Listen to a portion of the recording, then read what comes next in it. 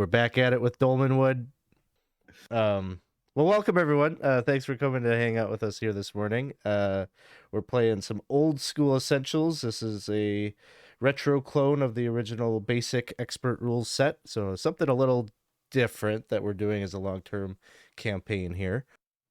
Basically, we are picking back up. It is still the 27th day of Igwild. It is evening. The characters here earlier in the day had woken up and kind of went on something of a murder mystery about town here in the village of Dreg, which is the little fishing village that you have stopped off at. Get a breather, get a little rest from the wilderness, from your travels. And the proprietor of the general store had gone missing. You had been kind of hanging out with him, drinking with him the night before. He had gone missing, and you elected to be the ones to kind of go on the investigation to see what happened to him. Your investigation led you to this building that is used as a smokehouse on the northern side of the village, where you discovered what happened to him. He had been apparently killed on his way home the night before after hanging out drinking with you. He was attacked by this pretty gnarly creature that was almost exuded kind of smoke and the filth of the smokehouse. A creature, long, tall creature with a unicorn head that was just oozing pus and bleeding. This creature had managed to gore and attack both Weymund and Sir Silas, who is sort of the sponsor of your trip. And the two of those characters have now been afflicted with a poison that is somewhat... it hasn't outwardly killed them yet, but they're both feeling the effects and starting to grow weak from it. And so I guess where we're going to start here, since that had happened, you had kind of shared a bit of what you discovered at the smokehouse with the constabulary. You had returned to does anybody remember what... I'd have to look at my notes here. What was his name? Oh, the guy who died? Yeah. The guy who died? Yeah. Oren, yep. Yeah. So Oren. you had returned to Oren's wife and shared the awful news with her. And I think you probably spent just a little bit of time, what you could spare, to bring his body to the church and at least do the physical tasks that you needed to like deliver the body there and kind of allow them to take care of their own arrangements. So I'm going to say that a number of hours had passed and we're kind of in like early evening. And you all had decided that you needed to find something, an antidote. You're kind of like rapidly like trying to think through options, and you had ultimately decided that you might turn your attention to the chateau on the Isle in the river and meet with Madame Shantywood. Your understanding is that she is something of a important figure here in the town, maybe even more powerful than, or seen more as like a legitimate source of power than the Burkmaster, even though she's not officially the person that's that has that role. And so you're standing at the docks, probably right near the kind of slanted church that almost looks like it might just fall into the river here at some point. And there are these little ferries, essentially, that run back and forth between the chateau and Greg. And those ferries bring sailors back and forth in the evening hours to the chateau. So, let me just see here. I think there's a little bit of a little charge that they will that you'll have to pay to take one of the. Yeah, it's just a silver piece to ride the ferry out to the Isle. Silver piece per person. Per person, yep.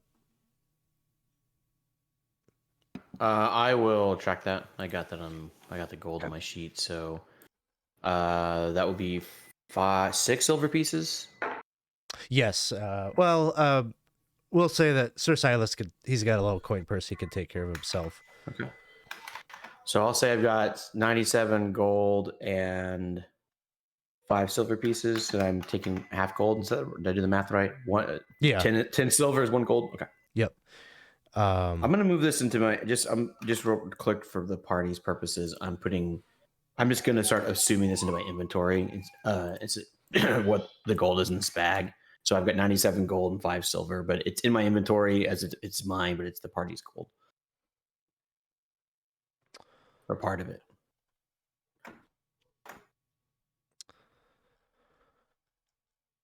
So, you take these ferries out to. There's a small dock that is located on the cove, on the southern end of that isle, and there's 2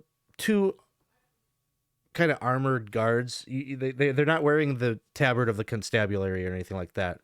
You get the sense that they're probably like the hired security for the madame, and they tie off your boat, and they kind of help you get out and safely onto the dock. And then you've got basically you're looking up at there's a switchback of stairs that kind of goes all the way up, maybe I don't know, we'll say maybe it's like 100 feet. There's kind of a cliff side there that leads up to basically the grounds that surround the chateau. And then this is a very large estate, manor house, and so that it's well lit. You can hear the sounds of conversation, and there's kind of merriment maybe happening inside, and all around you can see there are banners that are set up, and they bear the coat of arms, a coat of arms that depicts 7 golden coins encircling a black rose.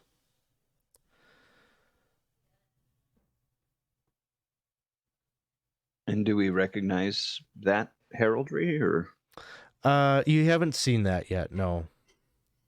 It seems likely that it is, based on what you've been told about this place, that it kind of almost acts like a micronation. Like, it almost looks like kind of like their flag. Okay. I throw up a little bit. Excuse me. I guess I'm just a bit seasick. Sir Silas is sort of dragging a little bit too.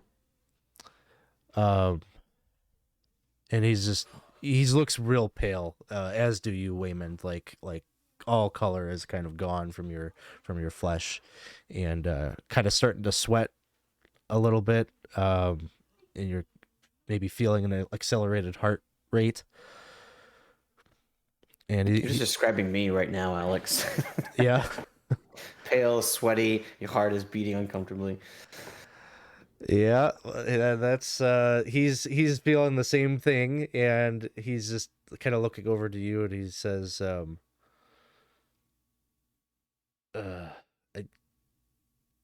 this is a desperate gambit, but I really hope, I hope that she has something that might help us. What are we going to say when we get in there? You seem to be the kind of person who would provide services for coin. That seems reasonable. He's just kind of like looking up at the banner. It seems that maybe if she does have any motivation, that might be the thing. I think there may be some miscommunication if we go that route. She might think we're after something a little bit more savory, less savory. But I do. Honest? No, I mean, I think there's other services that she may think we're after. Well, yes, probably, given that that's what she's known for. So I think beyond that conversation, maybe we ask her. She seems to be quite connected, knowledgeable about this place. We were injured by some sort of beast. Maybe she has knowledge of healers that could help us. And like you say, Lillibeth, we do have coin. Maybe we could come to her to buy information. Hopefully she's just happy that maybe we saved her a bit of a patron and won't ask for anything. But Which It does need- Well, I would say that in all likelihood, the food that was served here was also the food from the smokehouse in town. So, unbeknownst to her, I think we've done a solid for the town and everyone around. Well, if she has any altruistic bones in her body, that would be helpful. I'm not counting on it though. So maybe don't explain our mission. Do say that we are planning to explore further in the woods. And ask for her help based on what we did. And don't let her know that we have more coin, or don't make her think we have more coin. I'm not really good at this. So You're doing great. So I will offer Weymund a shoulder to lean on if he's feeling getting him into the building and such. yeah, so you're all coming into this like not looking like the typical, clientele of this place. It's usually kind of the raucous sailors or maybe the woodcutters from just up the river. And then you're all kind of limping in and looking all sick and and this like the chateau is this huge mansion, right? Like it's sprawling. There are turrets at the kind of corners of the house that lead up multiple floors. It just has kind of like the party mansion kind of feel. As you enter through its doors, you walk into this huge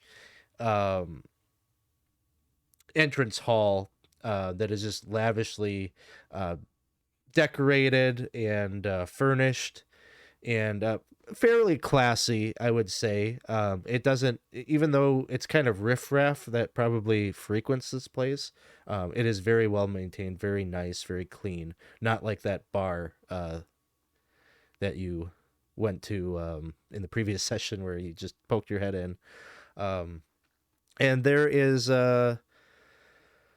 you could see, I think, from the hall, there's some like large archways that lead into like other kind of ballroom types of situations, and there's like a really large hall that extends off of the main hall where you could see gambling tables and big crystal chandelier, people playing cards, dice games, roulette, you name it, just really really large. And there's a number of people in there. A staircase that leads up to higher floors where you imagine probably some of the private rooms and such for the prostitutes that work here likely stay. You're greeted by a woman in a long black gown. Looks younger-ish. You're probably going to guess that this is not Madame Shantywood. Your assumption, probably based on the things that you've heard about her, is she's older, maybe in her like late 50s, early 60s, that she's been around a while. But this person, welcomes you to the chateau, and she would ask you what your pleasure would be. I give her a bow, and say, "Ma'am, my name is Thomas. Oddly enough, we come here beseeching the lady of the manor for assistance and aid." She gestures towards the gambling hall and she says, Madame Shantywood is just beyond, patronizing with some of the folk here with a game. By all means, feel free to go and take in a game yourself and strike up a conversation. If you need any of our other services, you know where to find me. Thank you. And so you're free to go. You make your way towards this big, opulent, kind of noisy gambling hall where there's, servers that are carrying around little trays with fluted glasses and beverages that seem to be free for the taking, kind of complimentary. And you see that we'll say she's standing at a roulette table. A woman with cascading kind of black hair, eyes of striking green. She's dressed in a sort of antiquated black lace dress, very modest, and tightly strung corset. She has a very powdered face. She's looking into a hand mirror, kind of checking to make sure that she's all fixed up and everything, and she puts it away. Just seems to be kind of idly watching the roulette game in progress.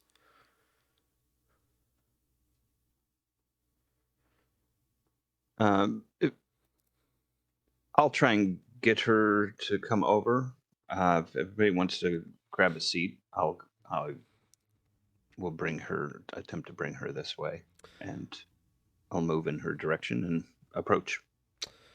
She sees you approaching, and she smiles, kind of a very,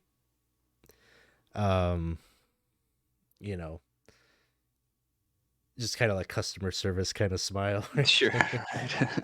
And she just says, "Oh, welcome to Chateau Shantywood. I am Madame Shantywood. I trust that everything here is to your liking. We cater to a number of tastes and desires. I'm sure that we have something that you're looking for." I give her a bow, and I say, "Lady Shantywood, we come from the town proper, beseeching your assistance, whether personal or knowledge. My companions," and I point over to the table, said, "there's a couple of them that are quite sick. We had run across a bit of trouble. There was a creature in the smokehouse, and we engaged with it, and two of my companions were gravely wounded, and we do not know what afflicts them. And we have heard of you, and perhaps knowledge or contacts or something. I know that this is an odd request, but if you could come meet with my companions, it would be most welcome." Of course, I would be happy to take a look. We get all manner of odd requests here at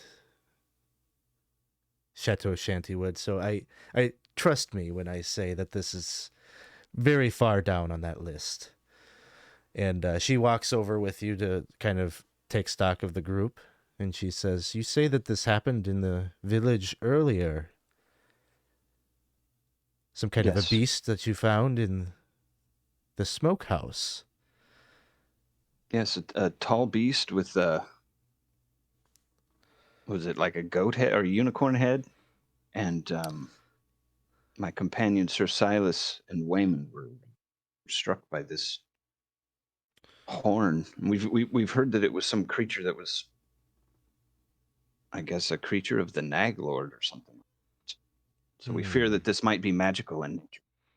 She kind of goes right over to Sir Silas and stares him in the eye, and then looks down at the wound. I think at this point, his armor, I think I described like the chain armor had kind of failed a bit. And she just looks down at that and she says, "May I?"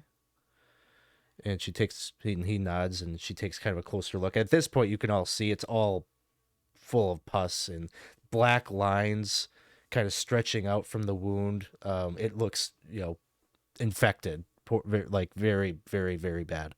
And he kind of winces as she kind of even like touches it a bit. And she says,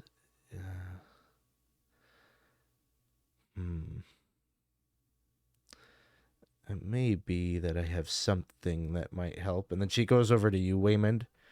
And she does kind of the same thing. She inspects the wound. And yours is like looking maybe worse. To the point where like the veins kind of darken like all the way up your chest. Like it's really quite painful. And so as she's checking it out, you two like feel that sting of, everywhere it just hurts and is raw. And she says, she's just takes a moment. She's very silent as she's doing this. And she says, I have something that may staunch this infection, but I believe I only have enough for one of you.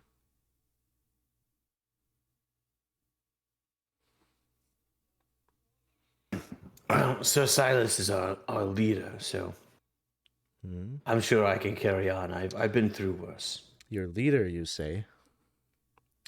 Well, absolutely. He brought us all together on our quest. And what might that be? I'm very sick, so I'm probably just like almost like just like under Yeah, just like telling anything. Silas like grabs your shoulder and he just says, he says that we are en route.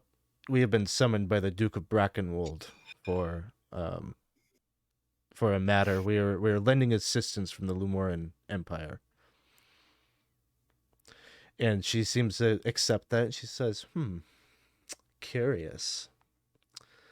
6 Lumorans here in our little rustic, quaint little corner of the world. This is a difficult decision. Which one of you might I elect to save? You say he's your leader. Judging from his sword, he looks to be knighted. And he nods. He says, yes. And then she looks at you, Weymund, and she says, tell me, what value do you have for me?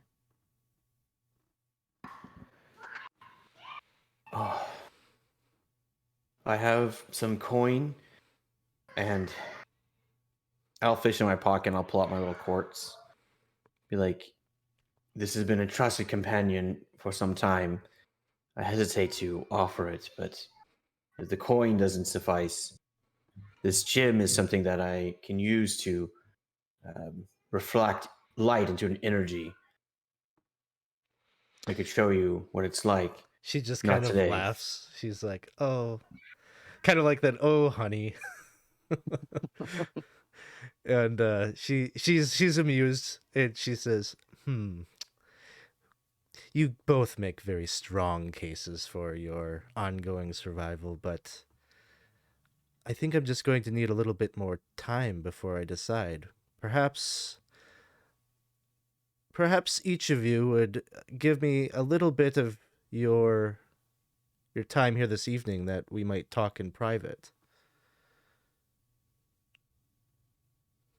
Not to be rude, but I'm not. And Raymond, shut your ears. It's going to survive long enough. for an extended conversation with each of us. It won't take much longer. But 10 minutes of your time. Well, they saved my life. I'm willing to give 10.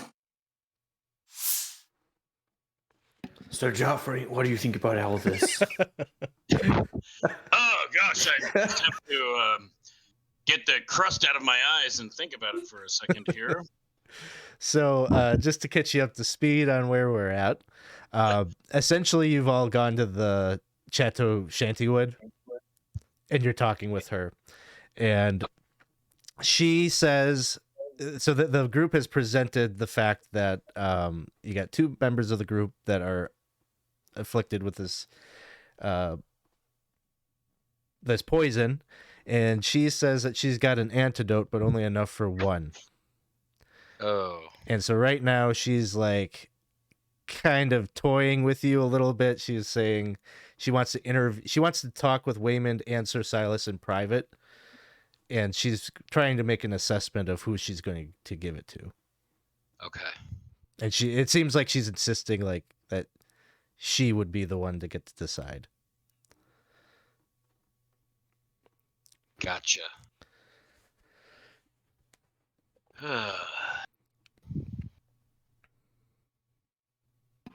Well, I'm happy to speak with you, but I've already made my case that I think Sir Silas is the deserving one. I hate to staunch me and then I not make it through the night. Well, very well. A little bit of black blood. Then maybe 5 minutes of his time, and I will make my decision on whether I will give this to you or not. And Sir Silas just kind of looks to the rest of the group and kind of shrugs. It seems fair.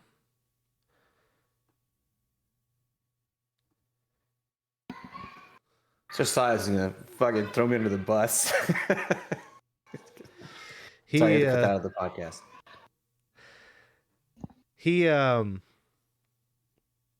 She kind of gestures for him to follow her, and he does so. He seems kind of tepid about it, like a little awkward about it, but given maybe the implication of going off in private with her, but he just kind of looks back at all of you as they walk out the room. It looks like they leave the gambling hall, they go out to the main hall, and you watch them as they go up the stairs. Meanwhile, you are in this gambling hall. There are cards and roulette tables and such. A lot of kind of rough-looking characters about.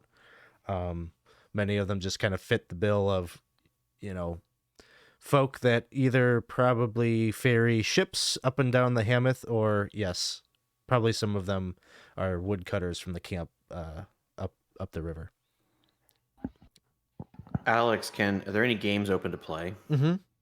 I'm feeling like I need to test the hand of God. Yeah. What do you think? What kind of a game would you want to play? I think something dice related, maybe the roulette table. Okay. We'll say that the minimum bet is 1 gold. Well, we'll say the minimum bet is like 5 silver. And basically you could do odds evens and double your bet, or you could let's do this. If you want to place a bet on a number, you would roll 2d6, and if you get a 7 or a 12, we'll say it's a payout of, I don't know, we'll say 5 times what you put in.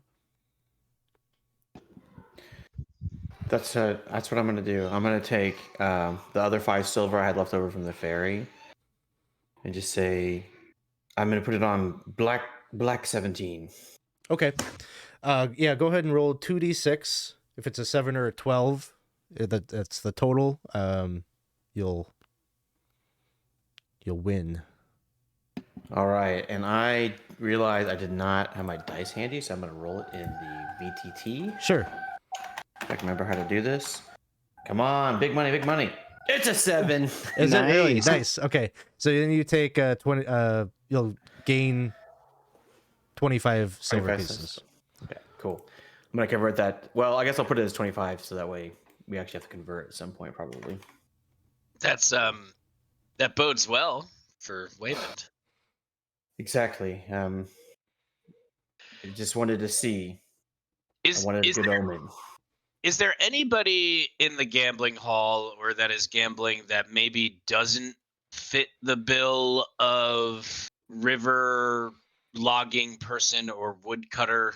Anybody that may, stand out as I'm, being different? I'm gonna say there's a chance. Wealthier. Why don't you roll me a d6 and let me know if you get a 5 or a 6. Okay. I'll say that there's somebody here. Yeah, I was wanting to scan for like wealthier looking It was a 2. Okay. I'm gonna say then it kind of looks like the run of the mill, like kind of the people that you'd expect. Okay. I'm going to keep my eyes open to see if I see any big fish or different people of different ilk. How about others among you? Things that you'd be doing during this little interim time here while you wait? Oh, I'm a little out of my element here, but I'm interested in pretty much what Sir Geoffrey is interested in and would really like to see if, in amidst all of this service around pleasure, there's maybe some service around food, drink that isn't free because I don't trust it, and maybe other things, especially things that the prostitutes might need from time to time, such as herbs.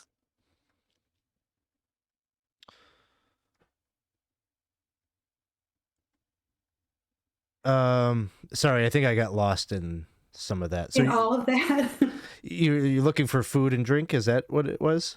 I'm looking for sort of like the staples that really keep this place running behind the scenes. So instead of looking for people out of place, I'm looking for any evidence of the tucked away things that keep this place running.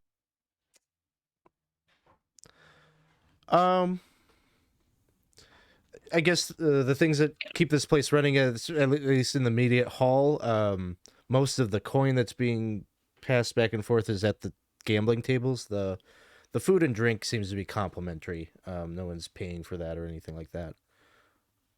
Any kitchen exits, any sort of hint of where that might be coming from?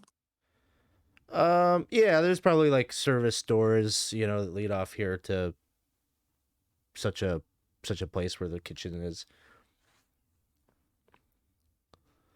Okay. Well, I know we only have 5 minutes, but I'm going to go ahead and start to say, wait, I'll be right back, and head towards kitchen exit. Okay, probably if you head there, I don't know. I imagine like a service person would probably stop you and say, "Is there something I can get for you?" This kind of just employees are allowed back there. Oh, well, I'm not surprised. I was just really curious about the food and how it's prepared because it seems to be so excellent and very different from what we got in drag. So I was hoping maybe I could take a look, or maybe you can tell me a little bit more about how this food is prepared. They look a little offended, maybe at the question. Is the food not good? Is it not up to your standards? Oh no, and they'll that's go it. into like their whole process of like how they catch the food, the fish fresh from the river. And I don't know, like just kind of mundane kind of things. You don't get the sense that they're serving any of the smoked food here. The smoked meats. Okay, so that was part of that.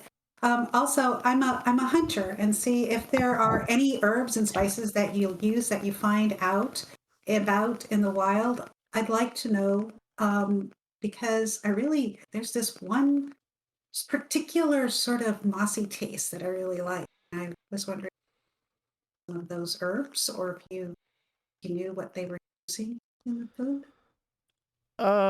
Sure.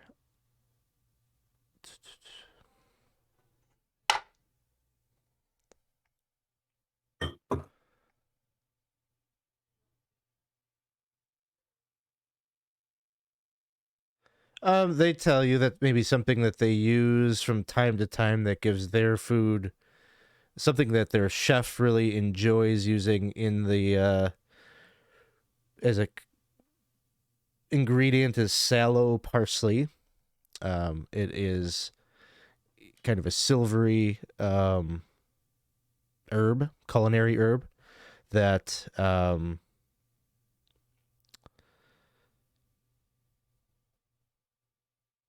is said to, kind of enhance the taste and the flavor. It's a little bit uncommon, and they have to import it from. It comes from elsewhere in the wood. They don't really have details on where. They have a. They purchase it from someone who sources it from somewhere in Prigwort. Okay. So I'm going to ask if would you I don't want to take any, but would it be possible for you to ask the cook if his or she or they are willing to let me see a sprig so I'll be able to recognize it again? Yeah, I think it's sort of an unusual request, but they're all about pleasing here, and so they will go back and find a bit of it that hasn't been minced up or whatever, and this is something that you'd be able to, if you see it out in the wild and foraging, you'd be able to identify it. How about the good Friar or Thomas? Friar would be kind of his hands while he's looking at all this gambling. His hands kind of tucked in, like under his arms, a bit, kind of looking over, and just being like, "Well, should have gone on in on that one." Like he's pretty much just like judging like all the bad gambling moves. He's there. He's trying his best not to sit down at the table. So he's definitely like still there. Like, oh well, oh that's what you get. You had a good hand. Like He's participating as much as he can without he can. actually sitting Uh-huh. himself. Right. Awesome. Okay, and Thomas? Well, knowing that Weymund and the Friar are, I believe, was it Weymund and the Friar that are both carrying the money? Or was it Sir Geoffrey? I think Geoffrey. Sir Geoffrey. Yeah, Okay. I have the money. I will be a little bit back and actually, with the minstrel being a roguish type, I want to keep an eye on Sir Geoffrey and Weymund to make sure they're not getting marked by a pickpocket or anything like that, and just kind of be having small talk with maybe some of the people around me. Yeah. I would say you're noticing, and I think it's probably somewhat prominent, that there's a number of kind of security people that are very like prominently positioned around the room, and so you get the sense that probably that keeps away a lot of that type of behavior, as you don't notice anything unsavory kind of happening in regards to any thievery. I would say maybe you see like 6 or so people around here. You get the sense that there's probably a lot of security here. If something went down, it would be bad news for the person that caused the ruckus. Okay. So, Yeah, and like I said, just a little bit of small talk, in an establishment like this, inquiring about any news from town, I suppose. I mean, to keep with the clientele. Are there any of the ladies that have made a name for themselves, so to speak, or anything? So. yeah, let's see. You're inquiring a bit more, would you say, about Dreg itself? Yes. Okay. Why don't you roll me...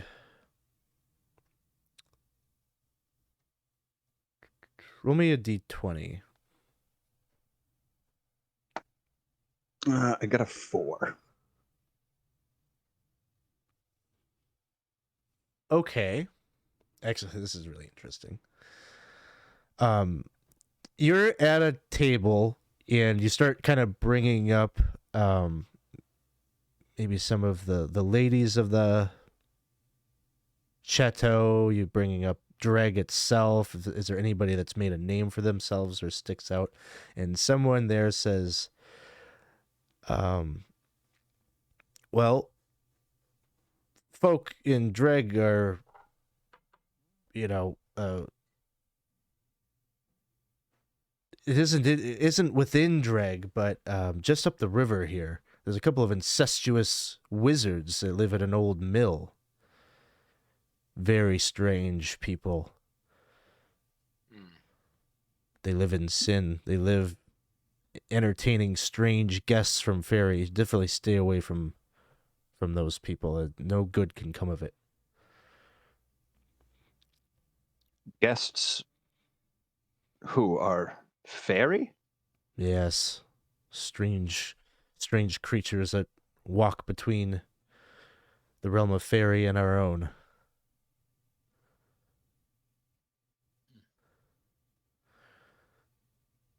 Interesting. How long have they been doing this? Oh, it's hard to say how long they've truly... I've never known anybody to ever actually take ownership of that mill. And from what I understand, he'll tell you like stories of growing up that it was always like kind of abandoned, and there was always like ghost stories about it. But now it sits right on the river, and so it's one of those things where the sailors could probably make up stories about it. But they claim that they've actually seen these people, this brother and sister. Interesting.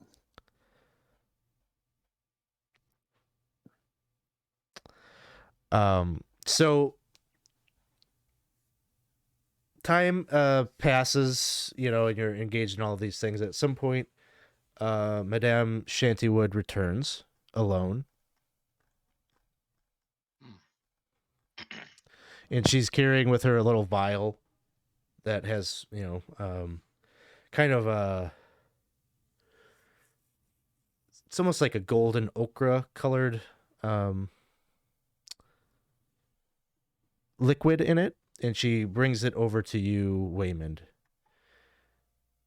And she says, my decision is made. This is to be yours. I don't understand. I told you I don't want this. I want Silas to take it. Well, Sir Silas is safe, but he will be staying here with me.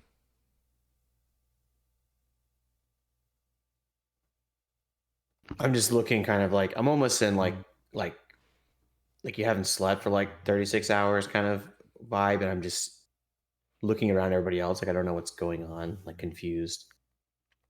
Drink up. We'll have plenty of time to talk about what comes next. Drink it, Weymund. Okay. Boonk. All right. What's it taste like? It has a kind of a bitter, almost like medicine taste to it.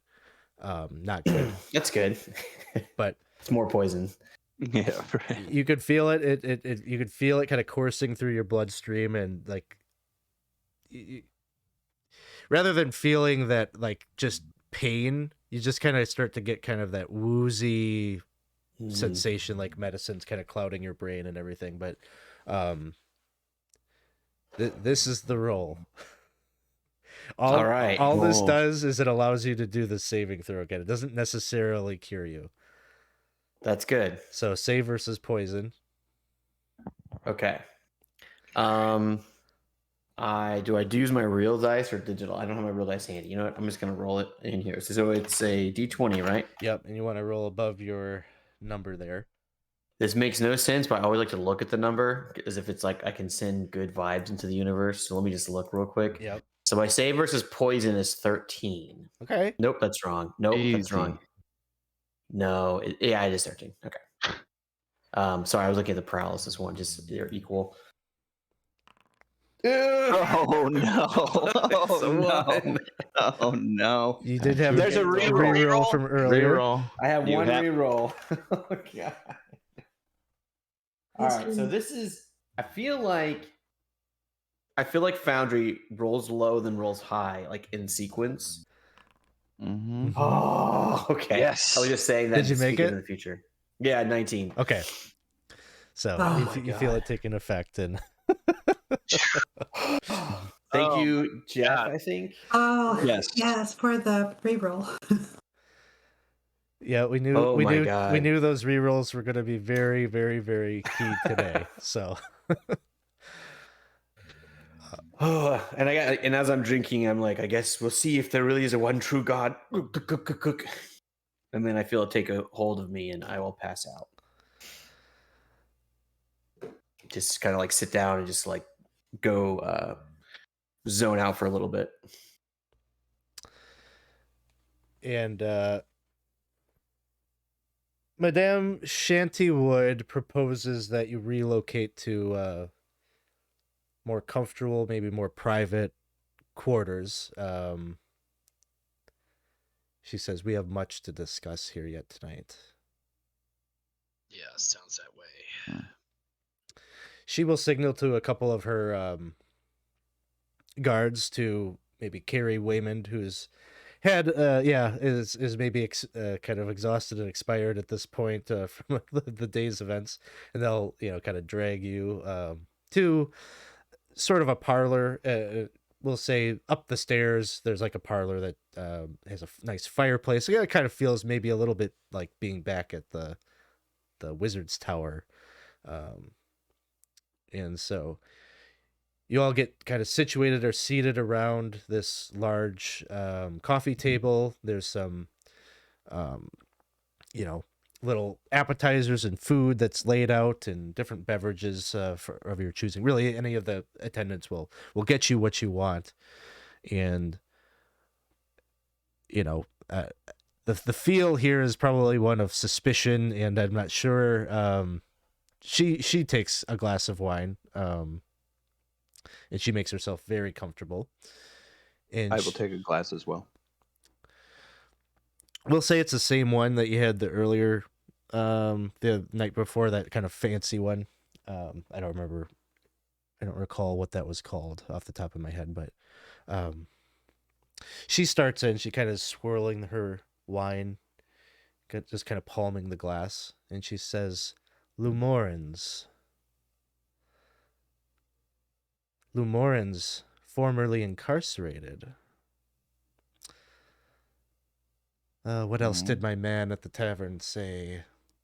And she's just kind of like listing off all of the stuff that you had just kind of blabbed in the tavern. Our good buddy, who we The guy that was, Yes. it seems like the tavern guy there must be on her payroll, and he was just like, "Oh, do tell." Mm-hmm. Yep. And she says, so, what is the real story? Why are you here in Dolmenwood?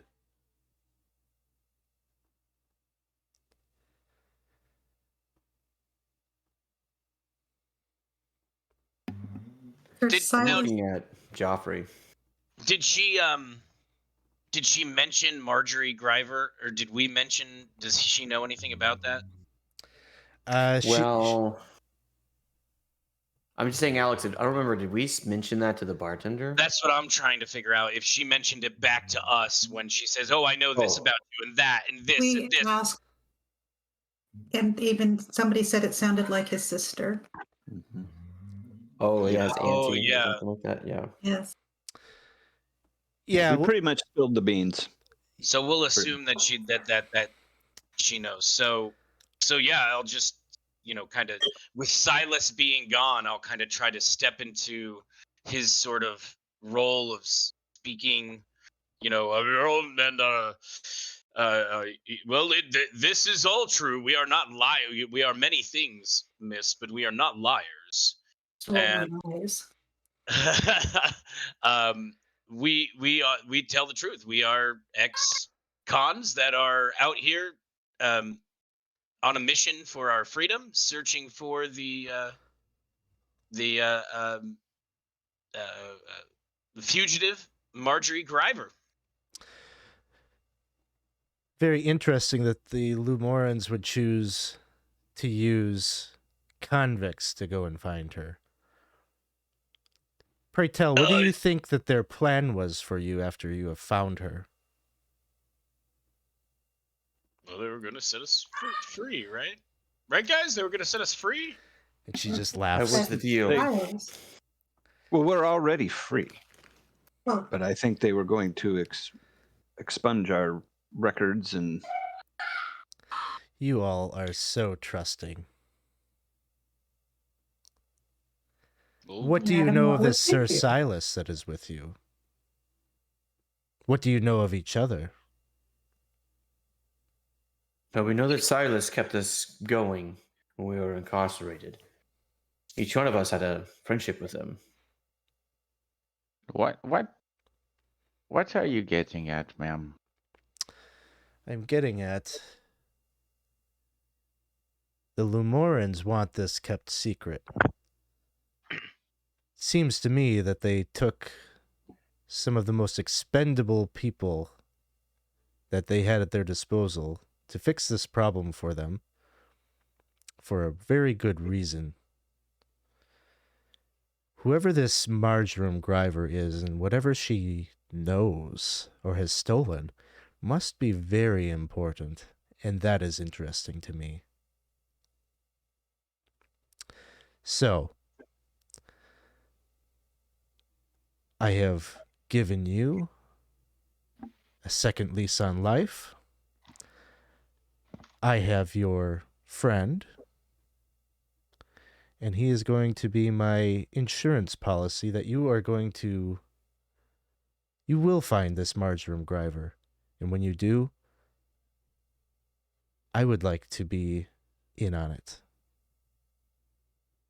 Want to join us? I want to know what she knows. I want to know what she has stolen. Information is my true profession. It is my true commodity. If you do this for me, learn her secrets, and bring them to me, I will release your friend. Yes, so we're clear. So this is a shakedown, is what you're saying. Label it how you like. So just to be clear, you're not interested in being present, which means that you're really not caring whether we bring Marjorie Grier back. You just need what she knew. If you could bring her... It seems that the Lumorans would like you to have her dead. I think it'd be more interesting if she comes back alive. I would like to meet her and talk with her myself. Okay. Well, we can't guarantee that. We can bring her back alive. So that's why I asked. I don't want to enter into a bargain that we can't meet. Well, if you're not able to do this, then I'm not sure what use I have for you. So if we can do everything except for bring her back alive, there's no deal.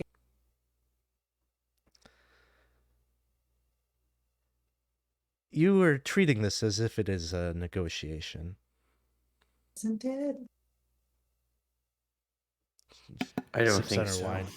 I think it's more of a shakedown. Tell me, is Sir Silas, is he okay? Have you cured him of He this is poison? he is alive, and I will keep him alive as long as I believe that we are friends.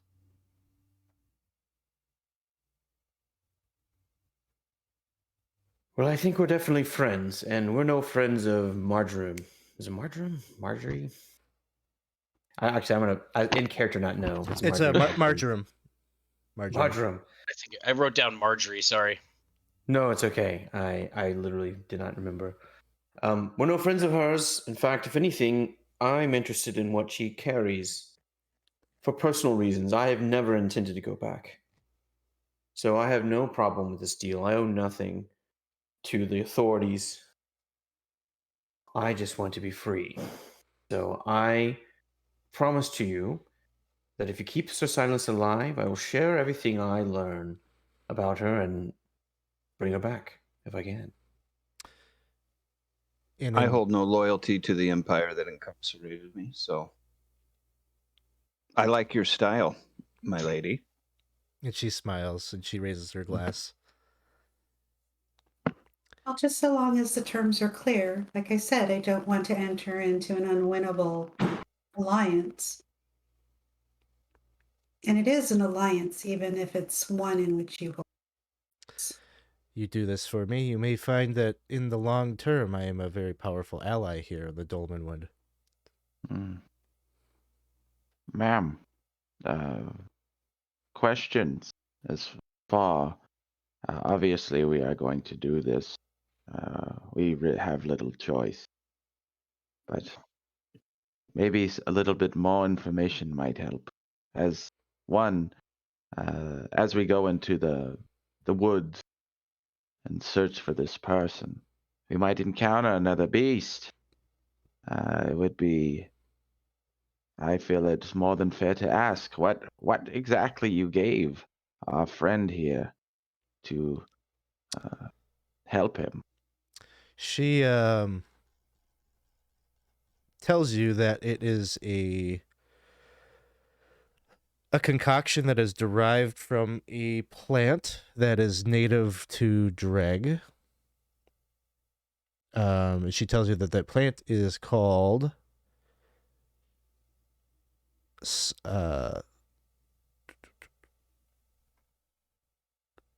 where am I looking?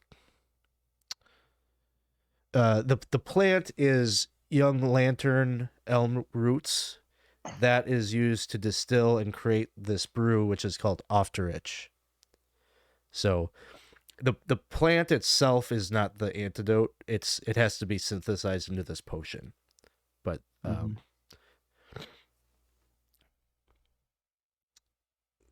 That's the active ingredient. That's the right? ingredient, yeah. And she has One more time, someone that what was the presumably name that can of manufacture that for her. Yes. what was the name of the potion itself? The potion itself is called Ofterich. Okay.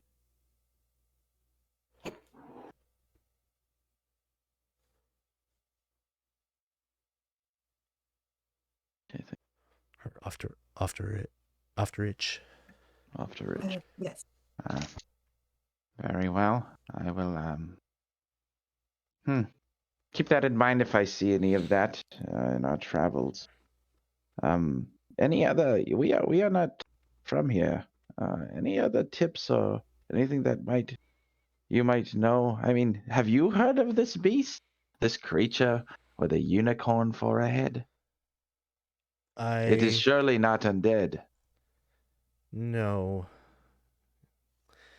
I'm afraid of that I can only offer speculation. Your brother Hogbeard is very loud in believing that this is evidence of the Nag Lord.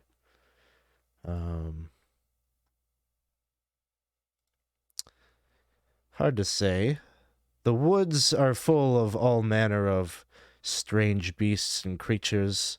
Who's to say if it's the Nag Lord or something from fairy or just another abomination that has dwelled in the wood far longer than any of us.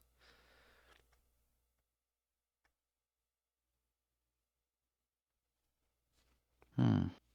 Have you heard of the wizards, the brother and sister wizards north of here in the old mill? And what can you tell me about that? She her eyes kind of twinkle a little bit when you bring them up.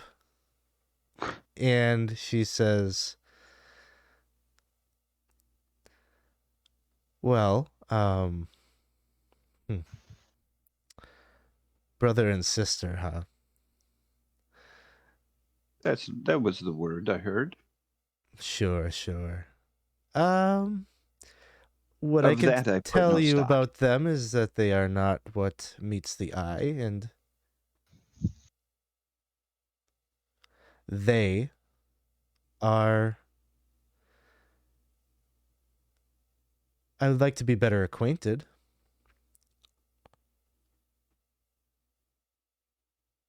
They are working on something very interesting to me. Perhaps on your way where you are going, tracking down Marjoram Griver, maybe you would stop there. Mention me. They may have work for you." She kind of looks over to Weymund, who is sort of passed out at this point, and she says, "This one has an interest in crystals. I think they would get along fabulously." Hmm. One of the other things I heard was they walk between the world here and the Fey world. Can you confirm that? They have some acquaintances in the world of fairy, but I don't know that they have yet crossed over and found a way into their world. But yes, they are known to throw fabulous parties, I must say, and they have many, many friends, many unnatural friends. Hmm.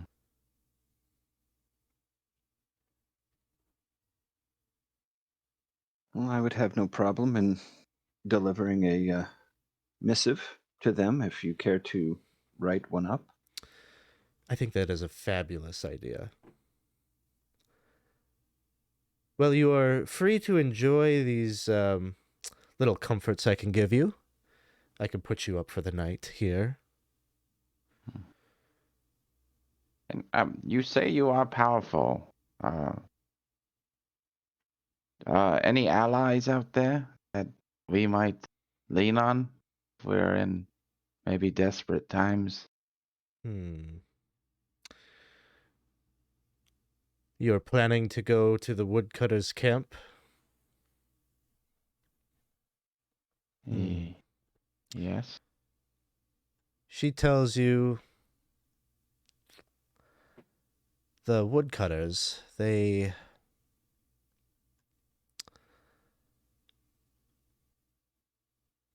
lost their way. They are very much growing fat and lazy as time goes on, abandoning their traditions. But there are a few there that you might seek out. And she tells you the name. I would say she tells you this in the sense that this is just information. This isn't somebody that she personally has a connection to, but she knows about, various places. And she tells you that she believes that you would probably get on famously with Hagbard Sunderman, who's one of the elder woodcutters there, an older man, has seen a lot of things in his time. He might be kind of a no-nonsense person there to touch base with. She also tell you that if you're looking for a man of the cloth like yourself, you might reach out to Father Horsley, the devout follower of St. Fogarty.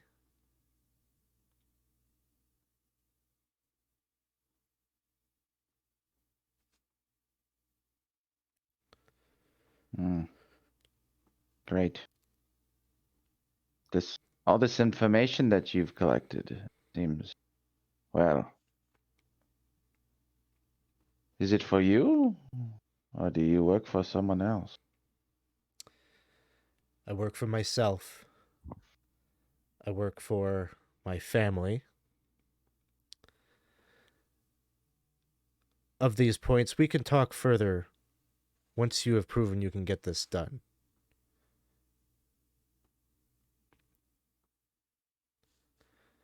Her demeanor kind of changes a bit. Mm-hmm.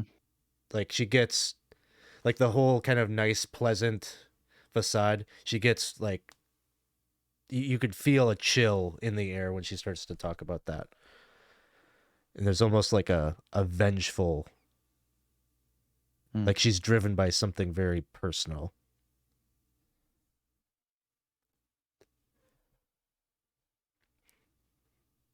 That's fair.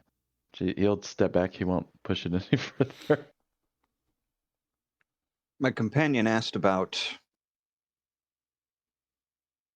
allies that you have.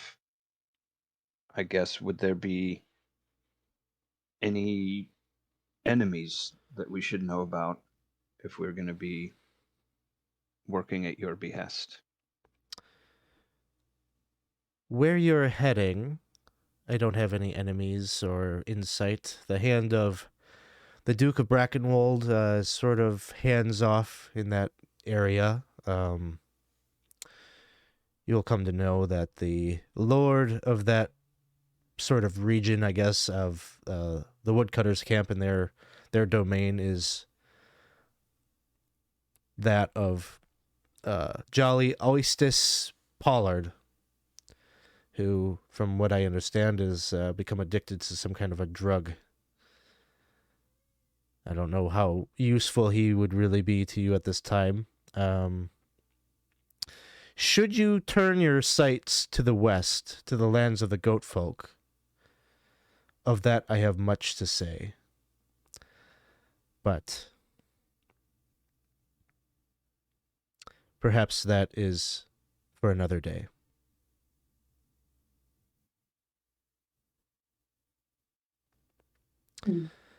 I will save, basically, I'll save the lore dump on all the goat stuff for when it's relevant to you. It won't really be pertained to where you're going, so. I think Geoffrey might try to push her a little bit to get some information on that house that we traveled by that had like the curse put on it that we're carrying the porcelain thing on, just because of there was kind of some hints dropped that possibly he could, get a dark steel sword there. So I guess he's kind of wants to press her a little bit to find out if she knows anything about that house, what's befallen them. Yeah. She would tell you that something very sinister has come over that house. And when I say house, the family. Also the house. the physical structure and the family. Let me just give me 1 second. I just want to pull up the notes on that so I give you the right stuff.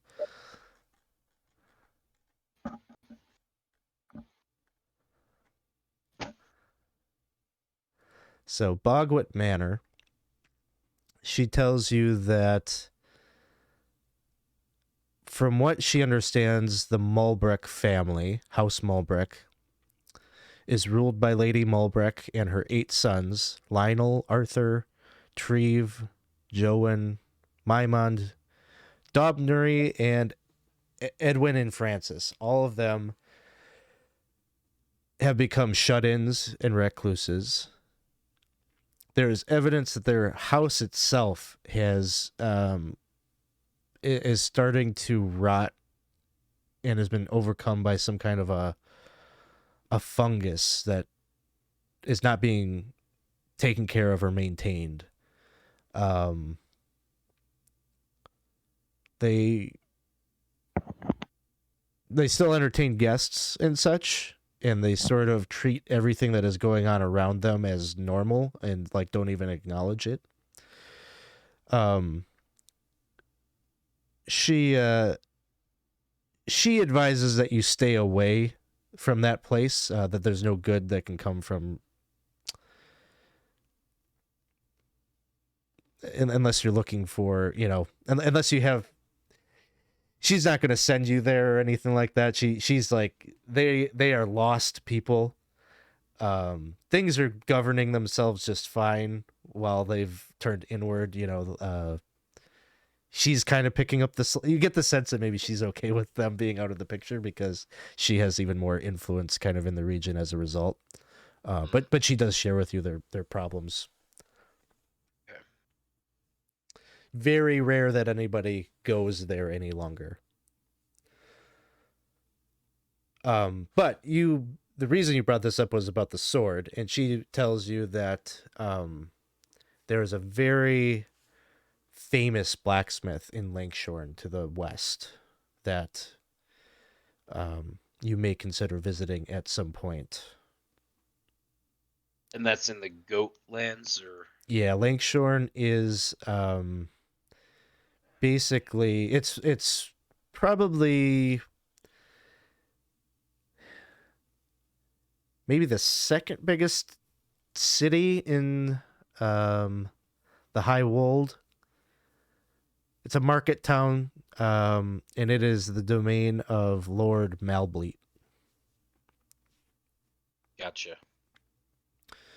Maybe superficially, I'll give you this about the goat folk, and you can delve into it deeper once you go out there. But she'll tell you that the whole region of the High Wold is the domain of Baron Hogwarsh, who is a human.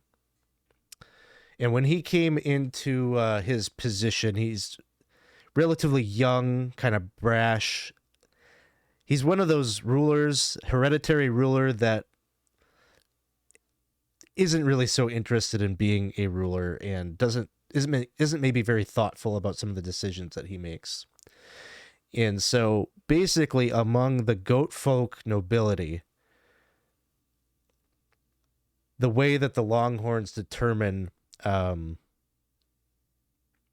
got kind of a hereditary structure themselves about who's the leader and such. There was a dispute between two of the goat lords at some point about who was truly the noble, right? Like they both are interpreting bloodlines differently, more or less, is what it came down to. And so the house of Lord Malbleet and the house of Lord Ramius were split. And so Baron Hogwarsh basically gave Lord Malbleet, there's like he just divided the realm in two and said, Lord Malbleet, you take the lands to the east. Lord Ramius, you take the lands to the west. And that has been a problematic decision ever since, because he never took like a hard stance who is truly, truly the lord of the Longhorn nobility. Gotcha. Did she mention the name of the blacksmith in Lankshorn? Yeah, she would tell you that his, one second, I'll pull that up.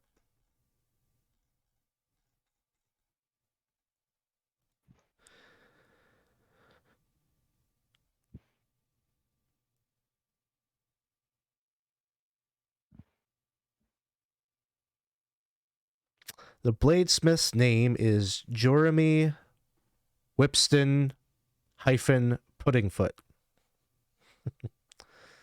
Of the famous Whipston Puddingfoots. Yes. Yes. Is he a Grimalkin? He's not a Grimalkin, but I'm looking to see if I think he's human. It's a proud human name. Yeah, he is human. I always got to check out there because it's like kind of a 50-50 chance. Are they human or are they a goat folk? Yeah. Since they're in Lankshorn especially, right? Mm-hmm. Oh, yeah. Human was such a great last name. No wonder he's famous. I mean, I'd be famous just for the last name. Think of the marketing. I wonder if he was Lord Puttyfoot. was he originally a Puddingfoot, and he married into the Whipstons, or was he a Whipston and he married into the Puddingfoots? That tradition of naming would be different maybe from region to region, and it would be hard to tell. You know, there's enough here in the little two to three sentences that they have on them that there's probably somewhere you could go with that.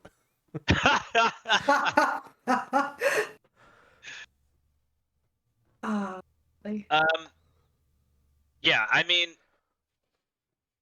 Geoffrey's a little bit upset that, we let our friend walk off with her and she has absconded with him, and now we're like, she totally manipulated this situation 1000%.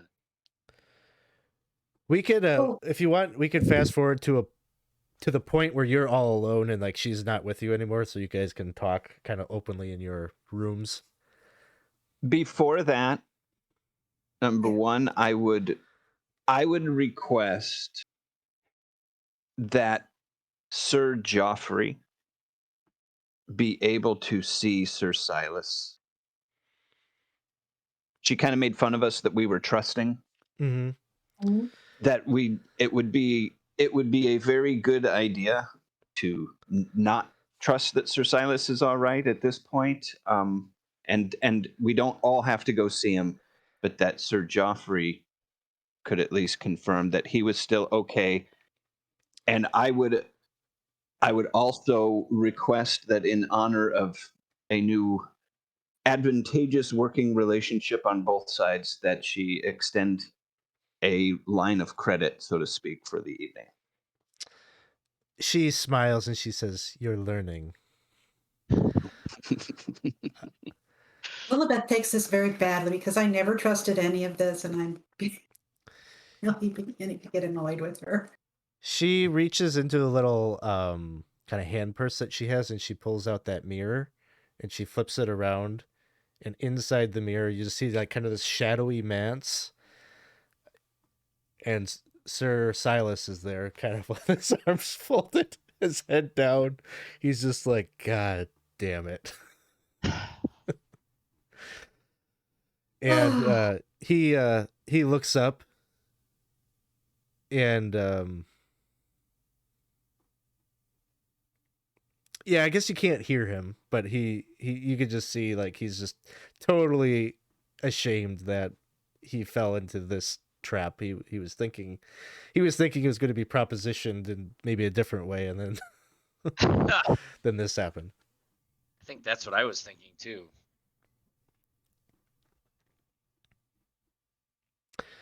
So she lets you see his condition.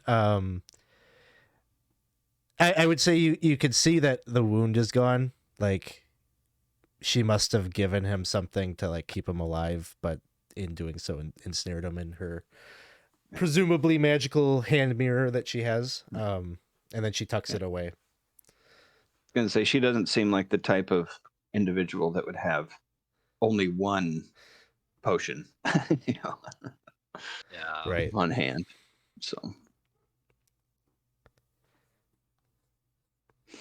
And as far as the line of credit, let's see. I'm gonna roll for that. Yeah, I can put on my minstrel charm here too. So she'll say,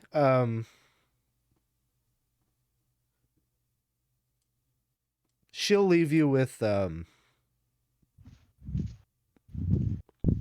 100 gold that she will forward to you to cover any additional expenses that you might have along the way. And she'll insinuate, beyond just saving Sir Silas, she won't put a number on it, I don't think, because she really doesn't need to. But she'll insinuate that there's more where that came from. Like if you have a good working relationship with her, she can make you very wealthy. I like that.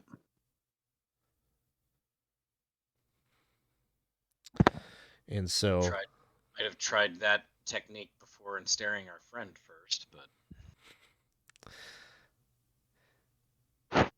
I think she'll tell you that in talking with Sir Silas, she assessed that he was not the kind of person that would betray the Empire outwardly. Like he was a little too loyal. The rest of you, I felt were persuadable.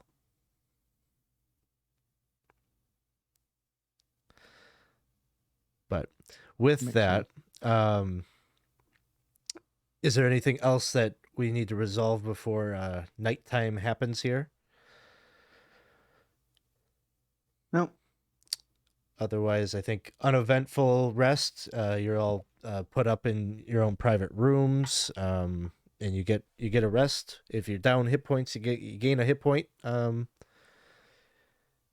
we will pick it back up on the 28th of Igwild. And if we're heading out again in the morning, not to be too crass, but I would probably take part in the services that are offered here this evening. So. Yeah, and I don't know if that costs anything. 5 silver pieces is what it is. Weymund, did you take the 100 gold pieces, or should I put it in my bag? I did not take the 100 gold pieces, so put it in your bag. I'll add it to my bag here. All right. Well, we're at like 11:30, and this is like the stress of whether one of our characters was going to die has thankfully been resolved. If you had failed the saving throw, it wouldn't have necessarily been dead tonight, but it could have been. Basically, it was a 1d3 damage every night, and Weymund only has 3 hit points, so there's a possibility of outward death. I was going to rule that poison damage, if you're actively poisoned, you couldn't recover hit points overnight, but that the Friar could have magically healed. So there was there was this possibility of kind of stringing Weymund along for a number of days and keeping him alive until another answer could be found.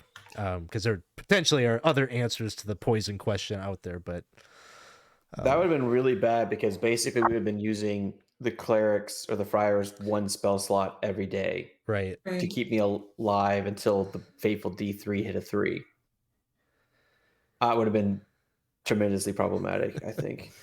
It would have provided a tremendous amount of drama and like, so it could have been cool, but as long as it's not my character, I guess it would have been cool. Yeah. I have a feeling that we're still gonna have these situations come up. I feel like Sure, yeah. Yes, this is just chapter 1 of those types of situations. right. And special thanks to Jeff out there because Weymund did roll a 1 on the first one, and without the re-roll, Weymund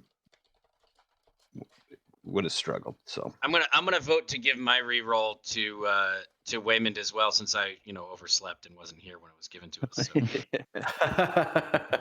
I don't need any more. I'm good. Well, with that, thanks for the raid there, Silver Fox Gaming. Thanks for stopping by here. I think we're going to take a quick little bathroom coffee break and maybe reconvene in about 10 minutes or so. So if you're enjoying the game, everybody, do be sure to jump into our Discord server where you can come and hang out and talk about this game, talk about the other games that we got going on the channel, and maybe even find a game for yourself to play in. We got a lot of open games and stuff like that. So, all right, we will be right back. Hey, everybody. Thanks for sticking around. Second part of the session here after a quick break. Basically, where we are at, the group has just taken a rest. We've advanced from the 27th day of Igwild to the 28th. Weather is about the same. It's still just a kind of mild, very bright, sunny day here at the end of spring. I don't know if you have any more business necessarily at the chateau that you want to take care of, but my sense is that your next stop was you were going to head to the woodcutters camp up and a little bit further along the river. Or at least that was the last pitch that I had heard. Yes, woodcutters, and also taking a message to the wizards or whatever it is they were. Oh yes, that's right. Okay, so she will give you like a letter in the morning that she would like you to deliver. That Where's the wind? that probably makes the next question a little easier then, because it would have been a question of, are you going to? You could contract to take a boat up to the woodcutters. That would be like 5 silver a piece a person. It'd take you an hour and a half to get there or so, or you could go on foot. And if you're going to deliver the letter, probably you have to go on foot.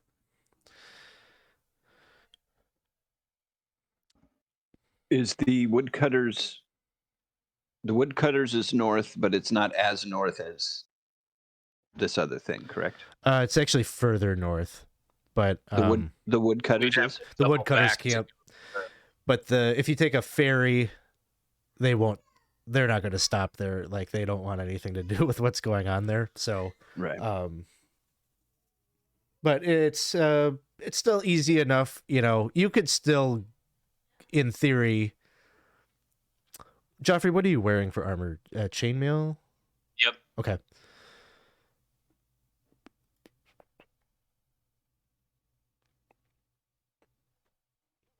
Even by foot, you could still get to the woodcutters camp if you stop there.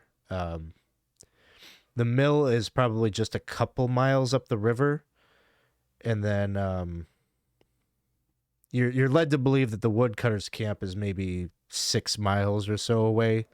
You know, it's not clear near the river. Like, you still are kind of hacking. You're slowed down because of the terrain, but you could still get there by evening. So, Well, I mean, I'm fine with the woodcutters first. We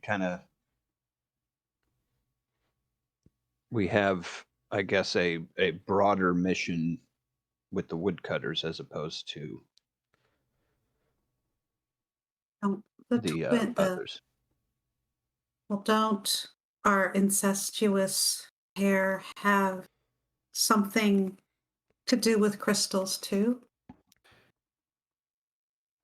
They do. I believe that was sort of vaguely hinted at. So I hate to say this, but as an illusionist, I think I have maybe some extra insight into what's going on with this Marjoram character. And if we're someone who's going to get along with me, as was said, I imagine it's someone who would also get along with Marjoram.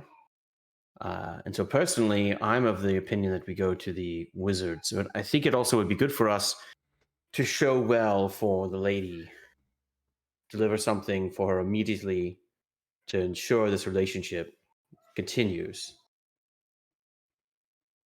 But that's just my 2 cents. I'm on my third life at this point, so borrowed time. maybe you are just a Grimalkin and you got 9 lives. The last time I died, revert to cat.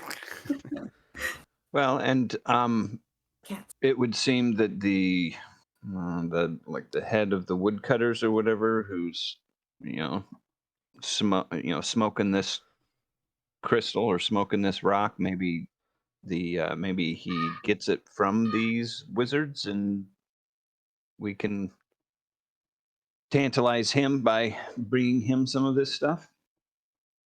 So if we've learned anything from our travels in the Dolmenwood, is that leverage seems to be the currency. So I am beginning to see that, perhaps our good friend is right in that. Maybe a little leverage before heading to the woodcutters would befit us.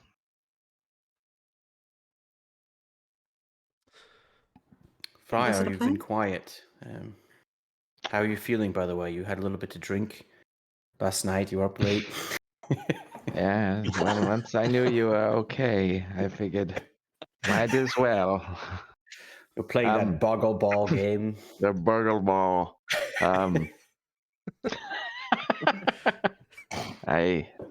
Well, I'm a bit worried just about these wizards that are fraternizing with these fey creatures.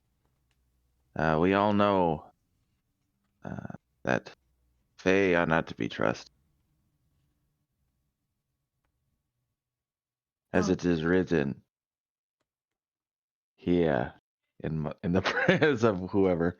But one of the like major commandments is not like fraternizing with fey. So he would be a bit interesting. reserved. We let's not fall in line and let them cloud our judgment. Well, Brother, I think Well, we've brother- learned that we shouldn't fall in line with anyone out here, for we are the only ones, it seems, that have our best interests at heart. That is well said, brother. if I were to be quite honest, Friar, I was not a man of belief, but I'm starting to become one. It's good After for all. you. So I think I'm going to defer to you. Let's be careful about this Fae. Maybe your dusty old book has got something to it. Well, you know, Weymund, how you speak, you will soon be tithing 10% to the friar. No, don't get so ahead of yourself, Patches. Well, as long as he's tithing to the friar, it will still stay within the group. That's true. You'll be holding That's it true. anyway. It's a close system. I'll tithe it and put it back in my pocket. No. I'm a Oh, man of I believe what I see, and so far I've had a few very fortunate turnings, so maybe a couple more, and maybe that tithing will happen. We'll see.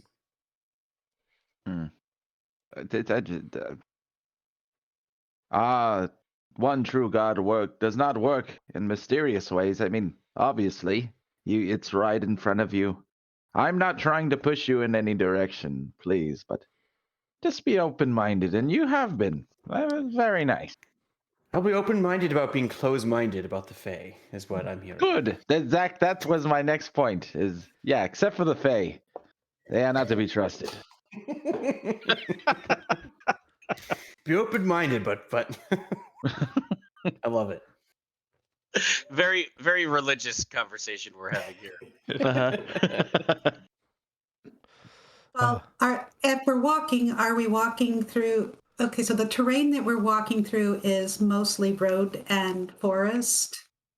Yeah, no road, but I'm assuming you're trying to go to the mill, so you're probably just following the river bank, and so it's I think heavily forested terrain. Given that we have just experienced one of our members almost dying from poison, Geoffrey is going to kind of tap his brother, and he's going to say, "Hey, let's keep an eye out for some of those the herbs that show if something's poisonous." As we certainly know that there's poisons of all kinds in these woods. You know and if me and my abs. I always have one eye open, brother. Don't worry about that. And if I know what knew they you look and if I know what they look like and have some time, like a day, I could spend some time foraging and be able to perhaps find some of the more difficult to find specimens in this woods and area. I think that's an excellent idea. Yeah, I at least now know what sow parsley looks like. And I'm going to have to delicious find. meals. Well, I just have to check in for understanding. Is what you're proposing? You want to spend a day focused foraging? maybe not today, Okay. but Maybe not today. maybe Yeah, I not think today, but hypothetically. soon. Okay. It's just an idea. You can do some foraging while you're walking, and it's a lower chance. But focused foraging, you have a very high probability. I think that's what Geoffrey was kind of hinting to his brother to do. Okay, we'll resolve a foraging roll. I think right before you get to the woodcutters camp, we'll see what you have managed to get. Sounds good. So, so the plan is to set out on foot and follow the river north, hoping to stop off at the mill once it comes into sight. So, you're kind of... Go ahead. I was just going to say, I will make sure that if we're going to be doing the wizards, I'm going to assume Weymund probably will be doing the communications. I just want to make sure that he has the letter. Okay. That sounds good. Did I have the what? The letter that Lady Shantywood had for the wizards. Yeah. So you start kind of making your way through the dense forest. No chance of getting lost since you're following the river. Probably about, as you set out, maybe late afternoon, up ahead, you'll see that you come upon sort of this very rustic 2-story building. It's a timber-framed watermill, and its wheel, is slowly moving with the current of the River Hamath. Sort of this kind of quaint, but it seems like it's maintained. But it's just a little homely looking. There is like kind of evidence of like kind of maybe the shutters on the building kind of have been painted with sort of a flowery detail. Moss covered roof. And the sun's kind of shining brightly in this little clearing where this structure is. Little trail that leads right up to the front door. Doesn't seem to be anybody about or around. There's maybe some clotheslines situated between trees, and you can see some towels and blankets and clothing laid out as if it had been freshly washed, hung out to dry in the sun. The windows of the structure are kind of glazed over. Looks like intentionally, maybe to prevent sunlight from coming in. So it doesn't look like there's a way to kind of look into the building. We knock? You go up to the door and give a rap on the wooden door, and it's kind of a circular wooden door. It's got that kind of hobbit hole kind of feel. And you can hear some kind of rummaging around. Just a minute. And the door opens, and there's a sort of dashing young man there. Long, dark brown hair. Kind of dreamy green eyes. There's like a streak of silver. And he's dressed in a tunic, and as he opens the door, you get kind of a view into the parlor behind him, or the space, the living space behind him. And there's like strings everywhere with like herbs and plants that are being hung to dry, as well as like all sorts of like crystals that are hanging from like from wire like above the windows, and just odd shaped little prismatic crystals of orange, purple, a variety of hues. And the young man in front of you, human, opens the door and he says, "Visitors, welcome. Have you found your way lost out here in the Dolmenwood? Could I help to set you straight?" Did we get a description of the wizards at any point? Not vague, just that there was a brother and a sister that lived here. And I didn't catch their names. Did we got their names, right? I don't think so. I think it's just generally like, there's the wizards. Yeah. Oh, I guess you had talked to. I was thinking back to when Thomas was just getting the rumor, but she would have. What would Would she you have like got said? the letter to I mean, the deliver? letter might be addressed to them, maybe. Yeah, we'll say that the letter is addressed to Mercian. Mercian. So I'll step forward and say, hello, my name is Weymund Green. My party and I, we come bearing a missive from the Lady of the Isle. Shantywood, wasn't it? Madame Shantywood. Of Uh, course. are you Mercian, by any chance? She asked for Mercian. Come. I know. She was looking for me. You are Mercian? You go ahead, Lillibeth. He says, no, that's my sister. I am Viridin. Verdun. You can give it to me. Aye. I know. She's really trying to talk to me. Have you had many conversations with Lady Shantywood? I have. And I know she fancies me.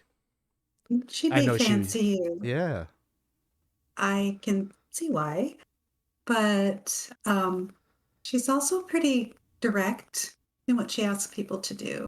Mm. May I have the letter? I'm a little, I would be worried that she might take our failure to deliver the letter to the proper person as a lapse in what she does. That's fair. Well, come on in. I think I don't want to be a poor host. Some tea, perhaps? that Sounds sounds lovely. And he kind of welcomes you into it's sort of gloomy inside the house because of the darkening of the windows. But he invites you to come in. He lights maybe a lantern or something to kind of give a little bit more of a rosy glow to the room as you step in. This is quite a setup you have here. Very fascinating. The herbs and the crystals. I can't help but ask, what is this all about? Well, the herbs are for all manner of medicines and concoctions that you can make to heal maladies that you might encounter out there in the wild.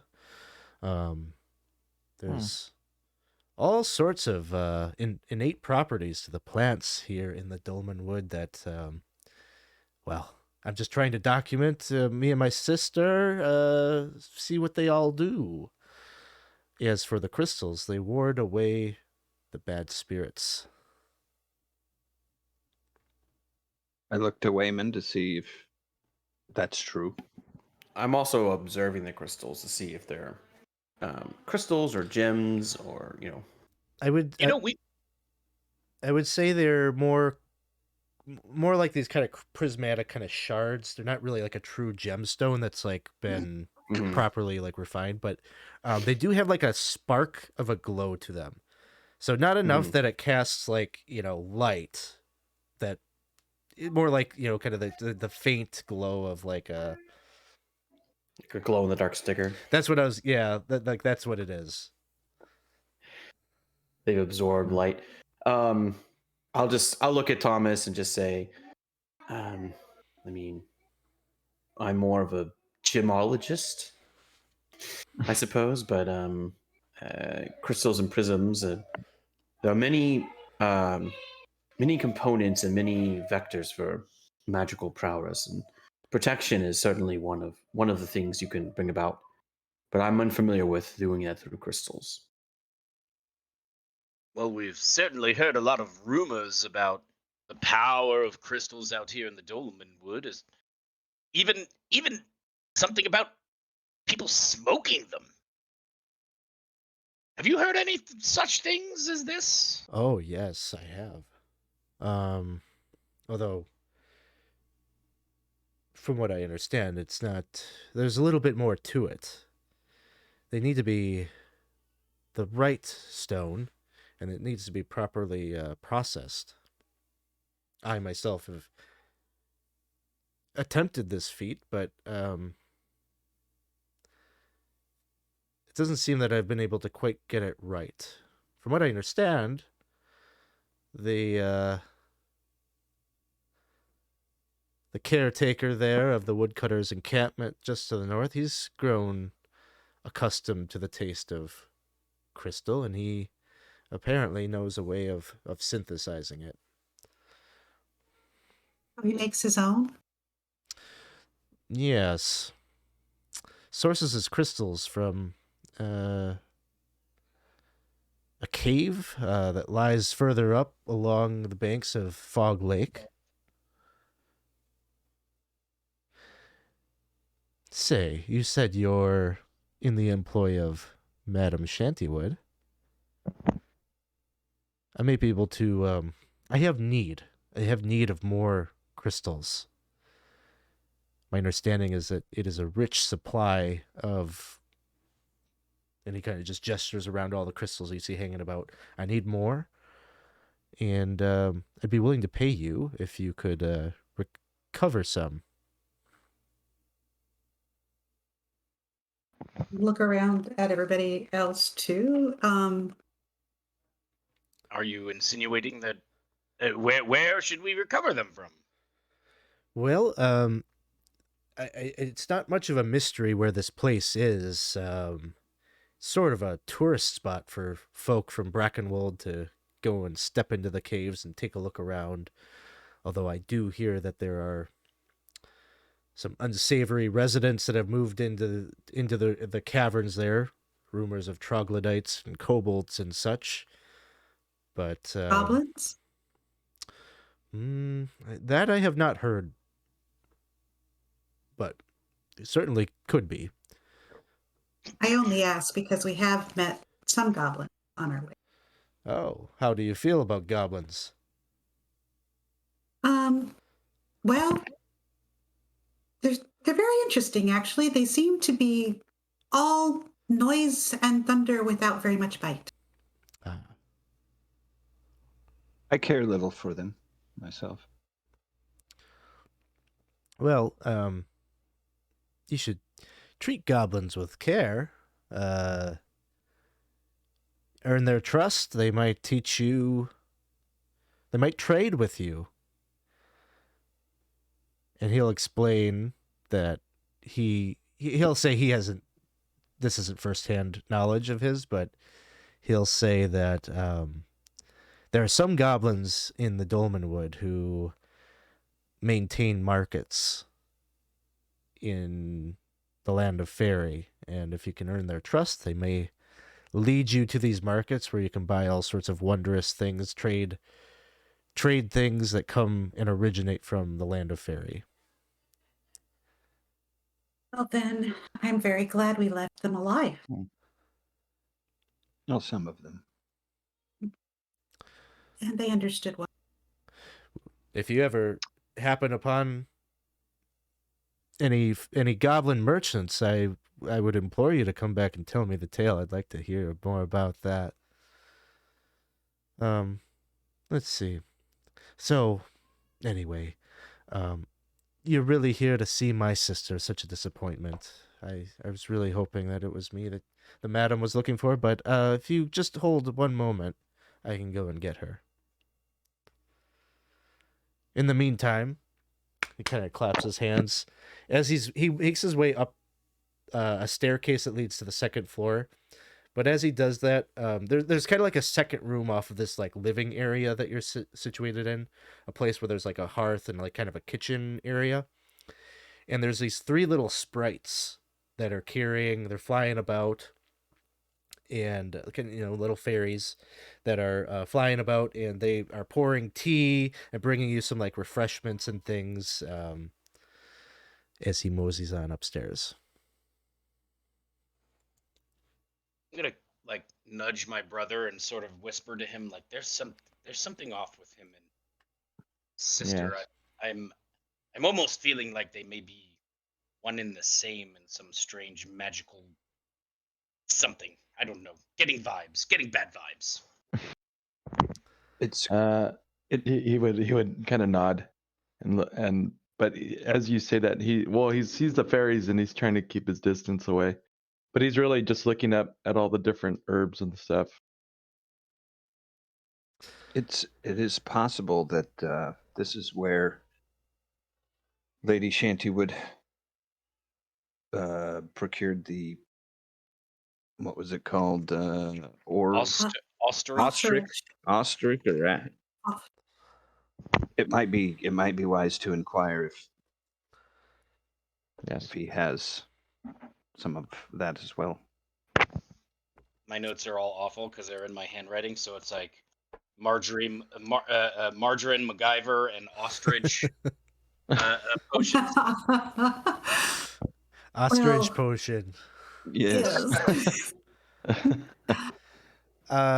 It's just a moment later, and there is a woman that makes her way down the stairs. She has eyes of chestnut. She's clad in robes of green velvet, sort of embroidered with kind of a rosy pattern in gold thread. And she too has like a streak of silver in her hair.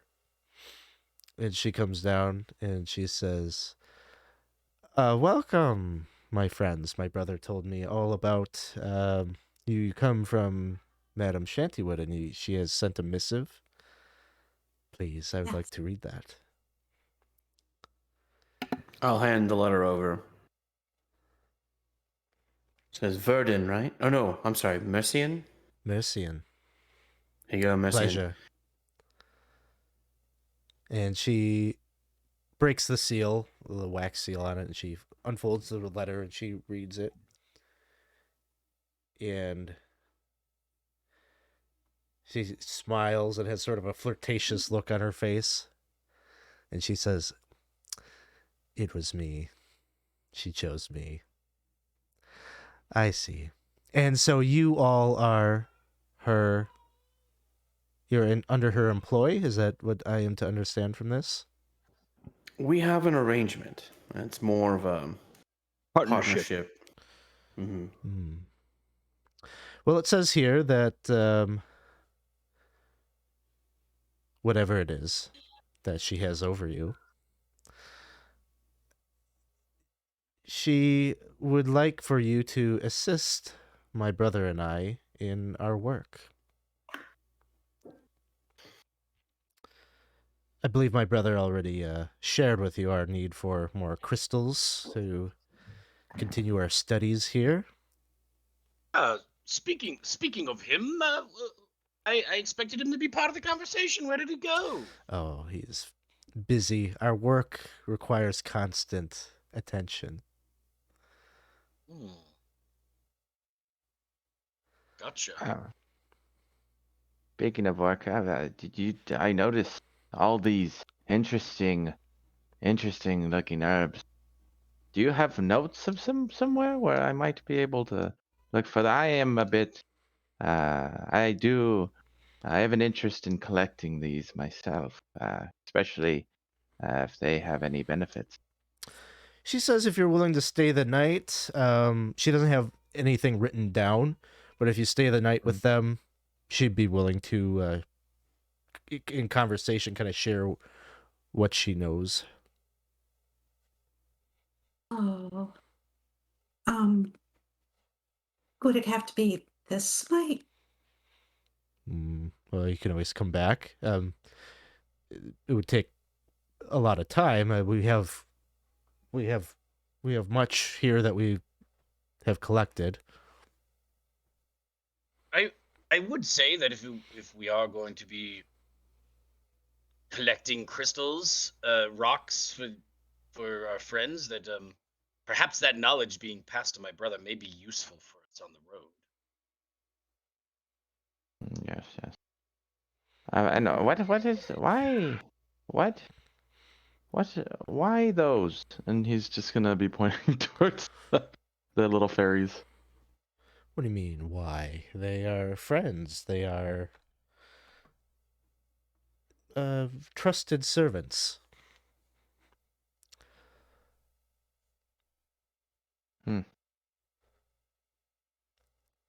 Trusted.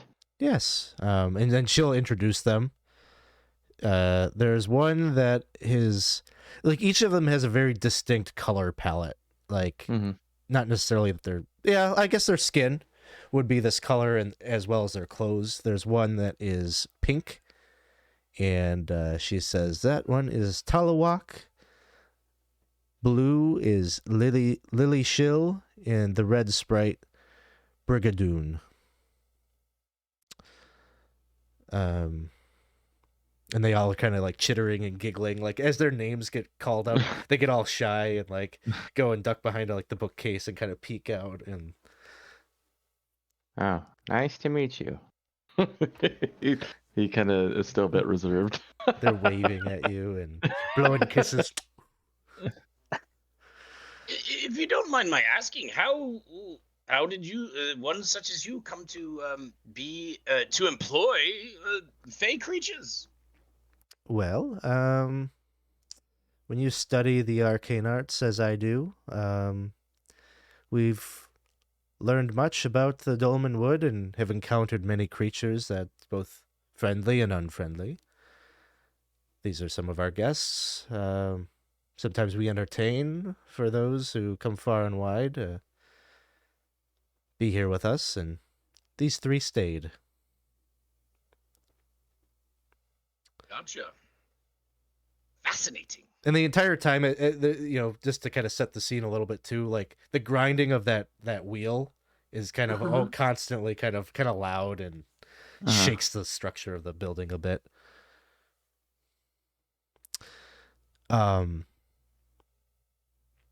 So they she says, you're more than willing to stay, and if you want to trade notes about the many plants and such, she's willing to do that, but understands if you need to get on your way. She thanks you for delivering the missive.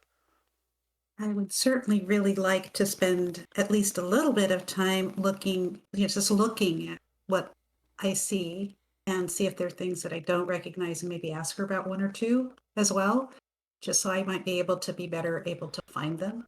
Sure, you can.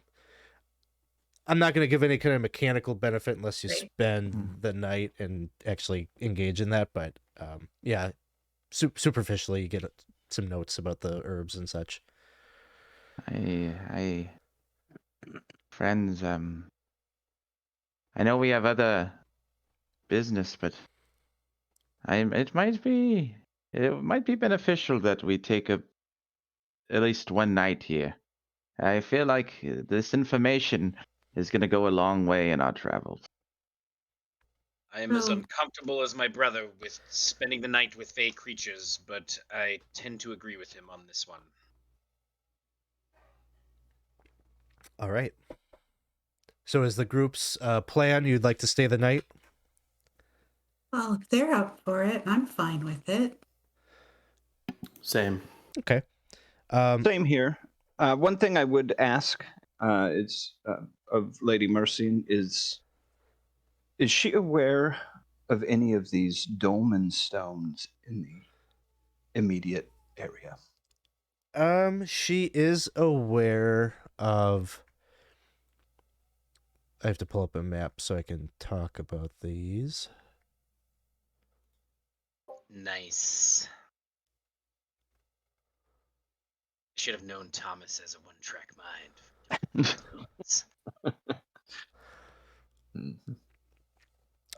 So, have we talked about ley lines? Okay. So she will tell you that the Dolmenwood has long been a place that has attracted those that are interested in the arcane arts. And in fact, it is the properties of the Dolmenwood that, over 1,000 years ago, the Droon, this kind of quasi-mythical race of the Droon, came to the Dolmenwood because of that extreme potency of magic in the region. And that The stones that you speak of, many of them are markers of ley lines, places, coordinates, basically, where the properties of magic may be enhanced or altered. She doesn't have like extreme knowledge like of how the ley lines work, but she knows the presence of them. And she would tell you that somewhere to the somewhere to the west, there is a stone that she believes is a marker of a ley line.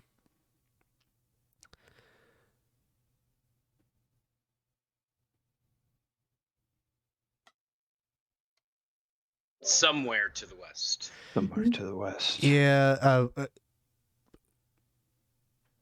Towards Langshorn, toward any sort of less vagary, or just that's all we got? she would say towards Langshorn to the south of the road. Several days journey. So not like immediately a day's journey away or anything like that, but in her youth, we'll say in her youth, she went out there and visited that site. And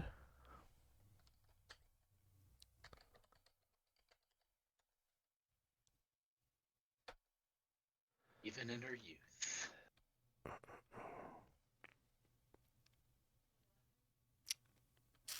oh, we'll say this.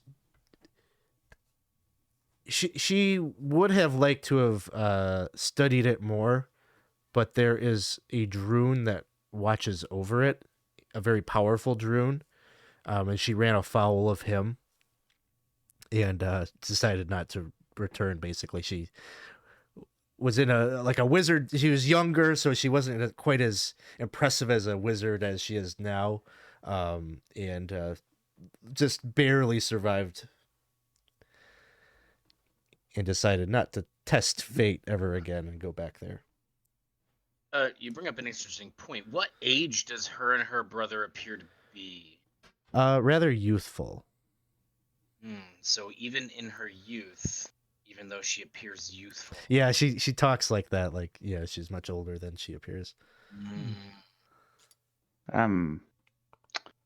Speaking of near death, we've come in contact with many creatures as while we've adventured into this region. One, in fact, had a head of a unicorn that was in this old smoke house. Have you heard of any such creature? She'll ask some kind of follow-up questions about it, and she'll think about that as you're sipping cups of tea. Furrowed brow, she says, I have heard that the Nag Lord has procreated and created children, twisted, disturbing things like that you have just described to me. Creatures that have at times been called atacorns.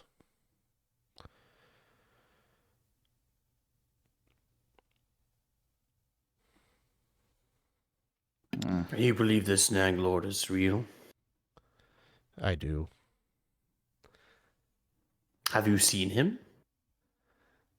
I have not. He is said to dwell very deep in the North Wood. And do you know anyone who's seen him? No. Do you know anyone who knows anyone who has seen him? She would tell you that knowledge of the Nag Lord is, of course, not something that can be confirmed. His I'm just saying, it's quite convenient. His existence in the Dolmenwood is one of history, and so it's a historical kind of tale that people say maybe dating back 400 years or so. Mythological. Yep, and it's the let's put it this way: the official position of the church and the Duke of Brackenwald is that the Nag Lord does not exist. Are you trying to force me to believe in the Nag Lord? Um, The church doesn't think he's real, so now I had to think he's real by contrast. more so that you're gonna find people that strictly say this is a tale that you tell your children to spook them, but then anybody like her that's sorceress that has delved into it a little bit or seen things out in the woods have seen phenomenon that seem to suggest that this is real. I mean, you've experienced something that suggests at least something's weird and shadowy, Right. and whatever. So what the thing that she believes is that creature that you fought is connected, and not just connected but actually like bred from whatever the Nag Lord is. And Certainly. Makes if sense you- to me. if you delve deep enough in any corner of the Dolmenwood, she says he's there. People sometimes choose not to see him, but he exists. And I apologize if I offend. I just, in my experience, boogeymen turn out to usually just be men. And so when I see some sort of sinister act, be it sorceress or not, I just have to wonder, is it just a convenient evil lord, or is it more someone pulling the strings for their more mundane political advantage or power? So that's all. Don't mean to offend you.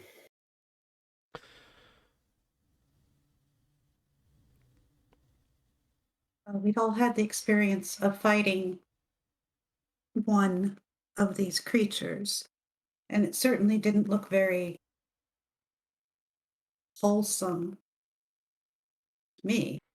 Oh, trust me, I nearly died.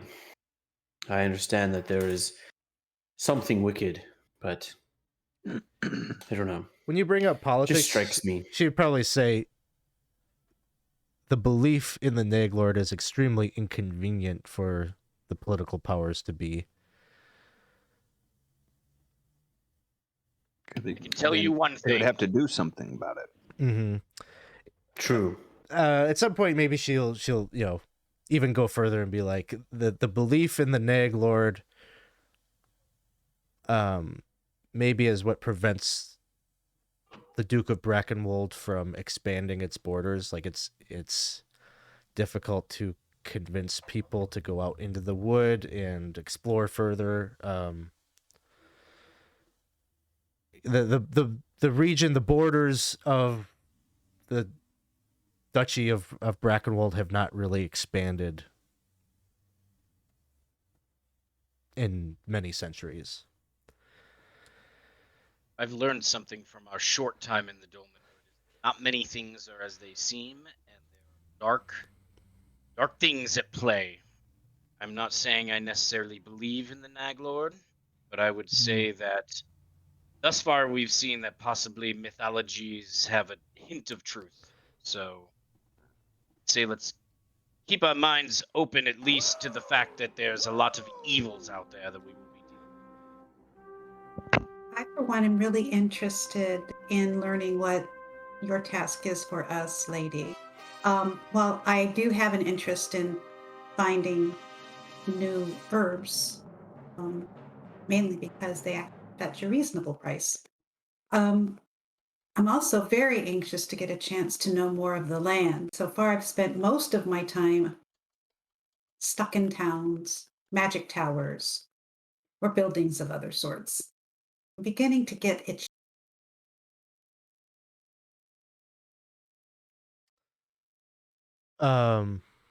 Yeah, so she would tell you if you're interested in my little task, you would be able to find such cavern. I should tell you there's like basically two ways to get there. You could either the river Hamath leads right into Fog Lake.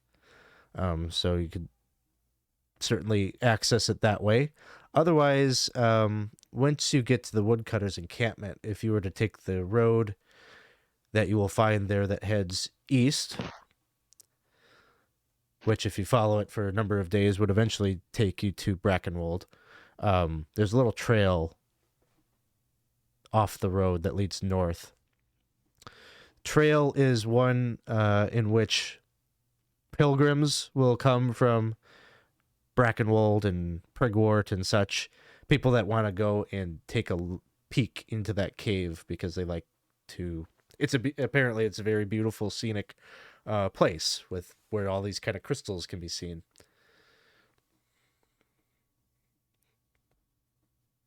And that is the cave that is by Fog Lake. Yeah.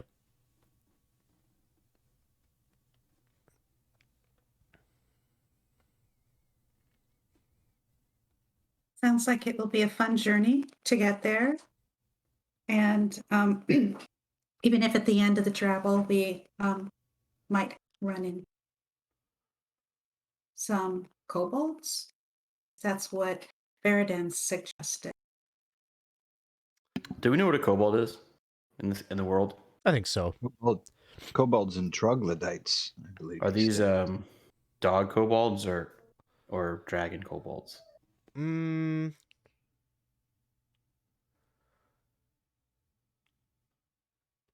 I always like the dog like kobolds, so we're gonna go with that. It's old school essentials, Alex. It has to be dogs. That was a test.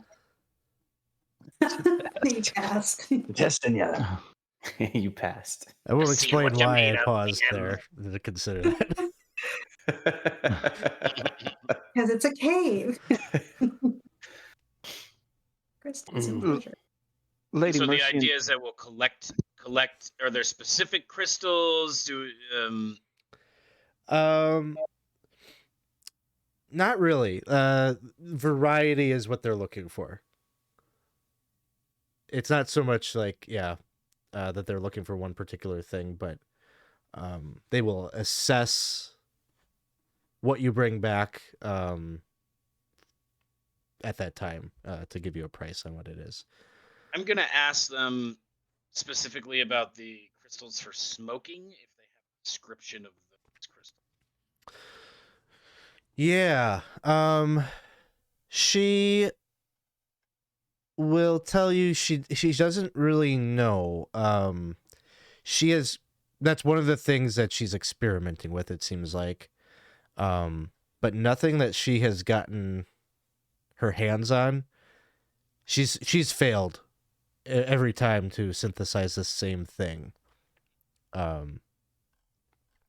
She says not that she's necessarily looking to become addicted to whatever this is that the Lord of the Woodcutters camp is tied to, but the rumor is that he's been able to see something, see visions, and that component of it is something that she's interested in, but she hasn't been able to replicate it.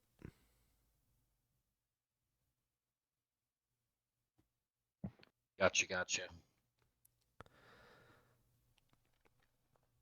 Well, this creature, this Atacorn that we had fought, that had poisoned our friend Weymund there with, well, whatever exactly it poisoned him with. The Lady Shantywood had a potion that seemed to cure him, and I was curious if you were the one who had created that for her, and if so, apparently it's some potion made from the root of the young lantern plant. Yes, you're very wise. Your deduction is correct. This is one of the many things that I've learned to synthesize and make.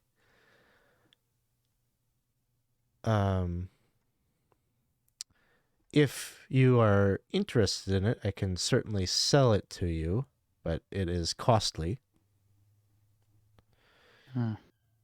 So is one of us dying? And she'll tell you that should you want Ofterich, she will sell it to you for 60 gold pieces a dose. I think it would be worth having one. We did receive the money for expenses. That's right. The 100 gold. How much is? What was the potion? Its cost? 60. 60. 60. Okay. I'd still have 40. If we stay the night and we learn, but one of the things that we learned be how to make this potion if we have the ingredients. She'll certainly teach you how to do it. You need a setup to do it. And they've got all the supplies and everything. So, you know, Right. she'll think teach he you would- how to synthesize it, but that probably on its own isn't helpful until you can have a home base where you've got a little workshop and all the stuff and, you know. One step at a time. But if you ever come across the young, the root or whatever, she'll say if you bring it to her, she'd be willing to synthesize it to you for half the cost, we'll say. That is fair. Well, I think it'd be great that if we at least have one of those. As I'm limited in the power that has been given to me as far as healing. I am going to remove 60 gold pieces from my loot bag and add a off. How do you spell that? OFs? Oh. I'm just going to put ostrich. It's a OFTERITCH.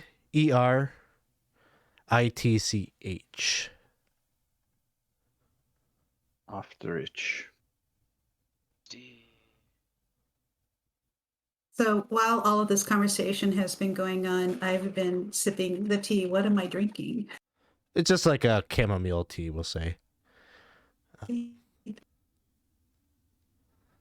So, other questions or topics of conversation you want to have here yet today, other than the foraging plant identification conversation you're going to have, which we will say if you're spending the night here talking with them, we'll say anytime that you find an herb, there's a 2 in 6 chance that it is something that you discussed here tonight. Great. That sounds pretty good. I'll put that on my.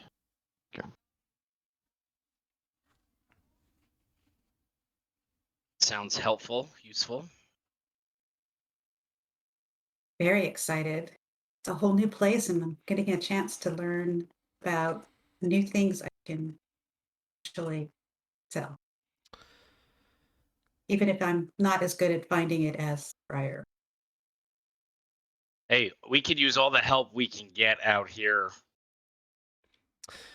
Yeah, your talents will shine once you're off the beaten path. You haven't really had the opportunity to get lost yet, so that's like your main utility thing that the hunter has.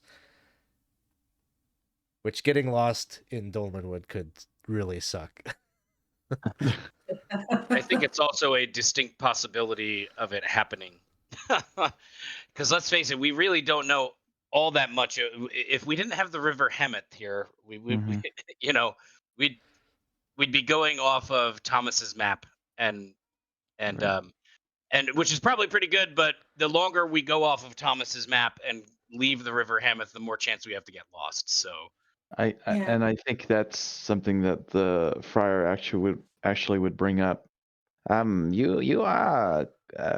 It seems that you know this land well. We don't really have much of a filled-in map. Do you think maybe we Thomas, maybe sharing your map, and maybe you could fill in a bit of some things along the way?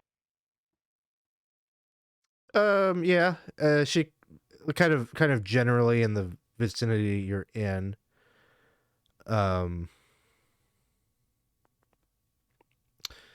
You know, she would probably draw in kind of the River Hemeth up to Fog Lake. Would probably, you know, she'll fill in that the woodcutters' encampment is along the river there. And then sort of east to west generally. She's not a cartographer, so she this is a very kind of rough kind of sketch, but I mean yours probably is too. She would point out kind of the east to west road that would lead. The major landmarks would be to the east. How would she describe it? She'd probably describe it as 2 days' journey from the woodcutters' encampment, Castle Brackenwold.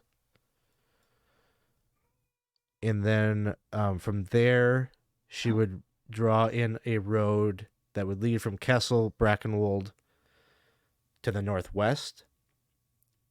And then she'd pencil in Prigwort. And she'd say, that's 2 days' journey.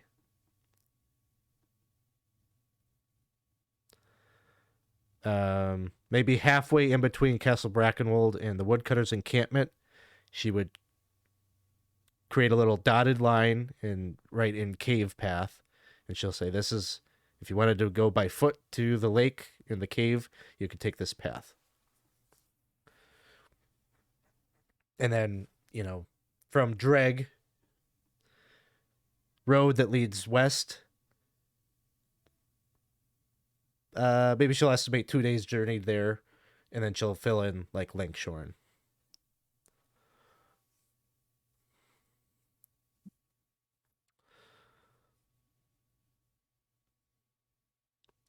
As far as things, like, deeper into the woods, not so much. Mm-hmm.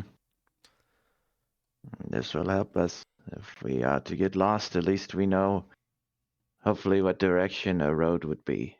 We appreciate this. Big help. So, other things you'd want to do here before heading out in the morning to the woodcutters' encampment?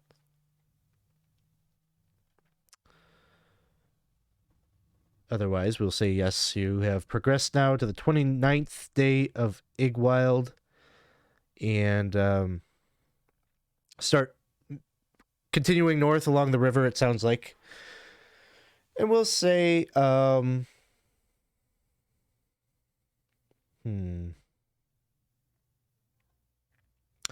maybe at about noon or so, as you're making your way up, you start to see evidence of maybe some clearing, tree stumps and such. Not necessarily active lumberjacks or whatever out here, but some evidence that some woodcutters have been through the area along the river and cleared some of it out. And up ahead, you hear a voice kind of calling out, Clywyd, come here, boy, come here. Where are you at? And as you move maybe a little bit further up, you see a man kind of making his way through the woods, just calling out, whistling. Let me get back to... I'm all over this PDF here today.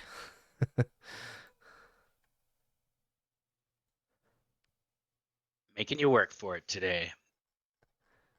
This is what I mean. I can't, you can't prepare. You can't prepare for these. You just gotta roll with it. Yeah, so you see a thin man, grayish, wispy white hair. He's wearing I guess kind of like traveler's clothes, but he has a chain around his neck that carries with it the emblem of the oraculary. And he's just calling out, Clywyd, where are you at, boy? And as he's calling out, you see a dog, old hound dog, starts kind of like coming out of the woods. It's carrying like a bird in his jowls. And, oh, you brought me a present, did you, Clywyd? Oh, you're such a good boy. Hello, friend, I'd call out. And he kind of squints his eyes. He's a probably older gentleman, but he narrows his eyes, kind of trying to focus, and he says, "Ah, brother, welcome. Out for a stroll on this fine day." Yes, yes. We are, me and my friends, we are moving north to the woodcutters camp. Oh, you're on the right path. Saint Fogarty has led you safely to our home. Just maybe 20 minutes north there, and you'll make it. Our home. You live there as well? Yes. Let me introduce myself. My name is Father Horsley. Oh, yes, I've heard of you. Very, very, very nice to meet you. I am Friar Fitzpatrick. These are my friends, my brother, of course. Oh, pleasure to meet you, one and all. If you like, I can walk with you. Make sure that you make it there safely. Need to be careful out here, of course. Yes. Don't go too far to the west. You may run afoul of the hag. The hag? Gosh, here's something else. He just says, "Don't worry about it. Don't worry about it." I aim to map it out so that I can ensure that people take safe precautions when heading out into the woods, especially for our young men and women who head out into the wood to, source all of the lumber that makes our livelihoods here. And What of that? The hag? What is this hag? Ooh, if you talk to any of the woodcutters, they have all got their own story of some strange thing that she has done, something that has spooked them or caused them harm, but she's something of a mystery. Gotcha. And I assume you say hag, it's like an old lady, a witch. Oh, yes. Once in a while we've got... You're not here to see her, I hope. Once in a while we get a wayward soul coming up here looking to make some request or some desperate plea with her. I would stay far, far away from here. Grant's wishes? Not that I want to ask for one. Oh, I'm just sure. curious. You know who probably sows those rumors out into the world. Once in a while. Nag Lord? Anybody that goes out looking for her intentionally, they're never seen again. Well, it sounds like a great way to draw people to you. Indeed. I'll heed the warning.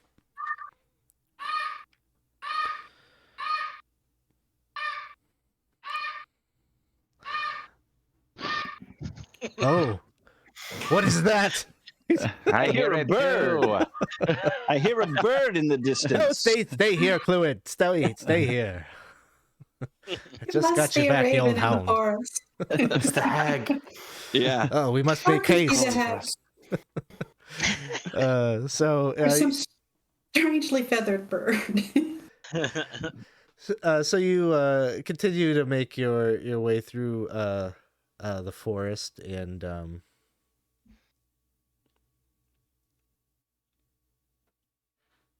Geoffrey will probably be throwing a stick with the dog along the way. And yeah, he'll talk to you a bit about his maybe this is a good time for him. He'll ask you about, like, have you ever had a hound of your own? Yes, growing up in a house, we had several hunting hounds, and I had my favorite hound, bird dog, much like yours. Much larger, a bit stronger, but he was my friend. And You love that dog. You love that dog, brother. He was my bestie. He'll say, you know, there's no more loyal companion than a dog at your side, and Cluid here has been with me for many years. If I highly recommend, if you're going to stay in the Dolmenwood, you might get a hound of your own. Certainly that would looking be for. nice. Where would we be able to? Where did you find such a hound as this? Where would we be able to find a hound that might bring some light into our lives in this dark wood? Cluid was a gift given to me by the bishop at Castle Brackenwold, but I am sure that, you know, if you head to one of the larger cities, you may be able to get a trained dog yourself. Brackenwold or Prigwort or Lankshorn. So Good to know. Good to know. I'll use this as my opportunity to introduce the idea that, yeah, you can buy dogs and trained dogs that might be able to help you with, like, well, depending on the breed of dog, they all kind of do like a different thing. It's like a video game tutorial. A new mechanic is introduced. Yeah, pretty much. Yeah, you can buy a dog. There's actually, there's a whole mechanic for it, isn't there? Like a bunch of different breeds and like what they do and everything. Yep, I think there's like 8 or so different ones. Right. Yeah, I was really excited when I saw that. I will have to check the Dolmenwood Player's Handbook. Yeah, definitely take a look. It's something to think about for the future. If you go to one of the bigger cities, you might be able to purchase one. I can tell you this, that Geoffrey is keenly interested in going to Lankshorn already, and this is probably piquing his interest a bit more, given his history with his own dog. So, as you're walking with the good father here, you'll come to see this. They call it the Woodcutters' Encampment, and that seems like it's maybe like its original name back, who knows how long ago, when it was truly a camp. But it is a village. It is a proper village. As you're coming upon it, you could see orderly streets. Where there are wood-paneled, clay-roofed buildings that sit right on the edge of this, I guess, grove of trees. Many of the woods behind the village, as you're coming upon it, I guess for those of you in Foundry, I can kind of set up a map here. See it. So you can see the little image of the encampment. A lot of the trees, or the clearing in the forest, there are coppiced trees where it looks like they've cut trees at kind of the base of their trunk, and have sort of maybe done some forestry techniques or whatnot to kind of let the roots or the limbs kind of regrow. And it seems like they kind of continually harvest from that same tree over and over again. There's a small docks here. Church is just to the north of the village, and that's where the good father is going to return to as he brings you back into town. But he'll point out the inn should you need accommodations for the night, which is the Merry Mendicant.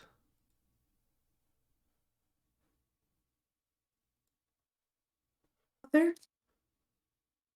before we part ways, I know you have a dog, and the dog is a gift. But are there other friendly creatures, or at least creatures that a hunter such as myself might be able to tame? Everything I've seen here just doesn't seem to fit. Oh, I wouldn't know about such affairs.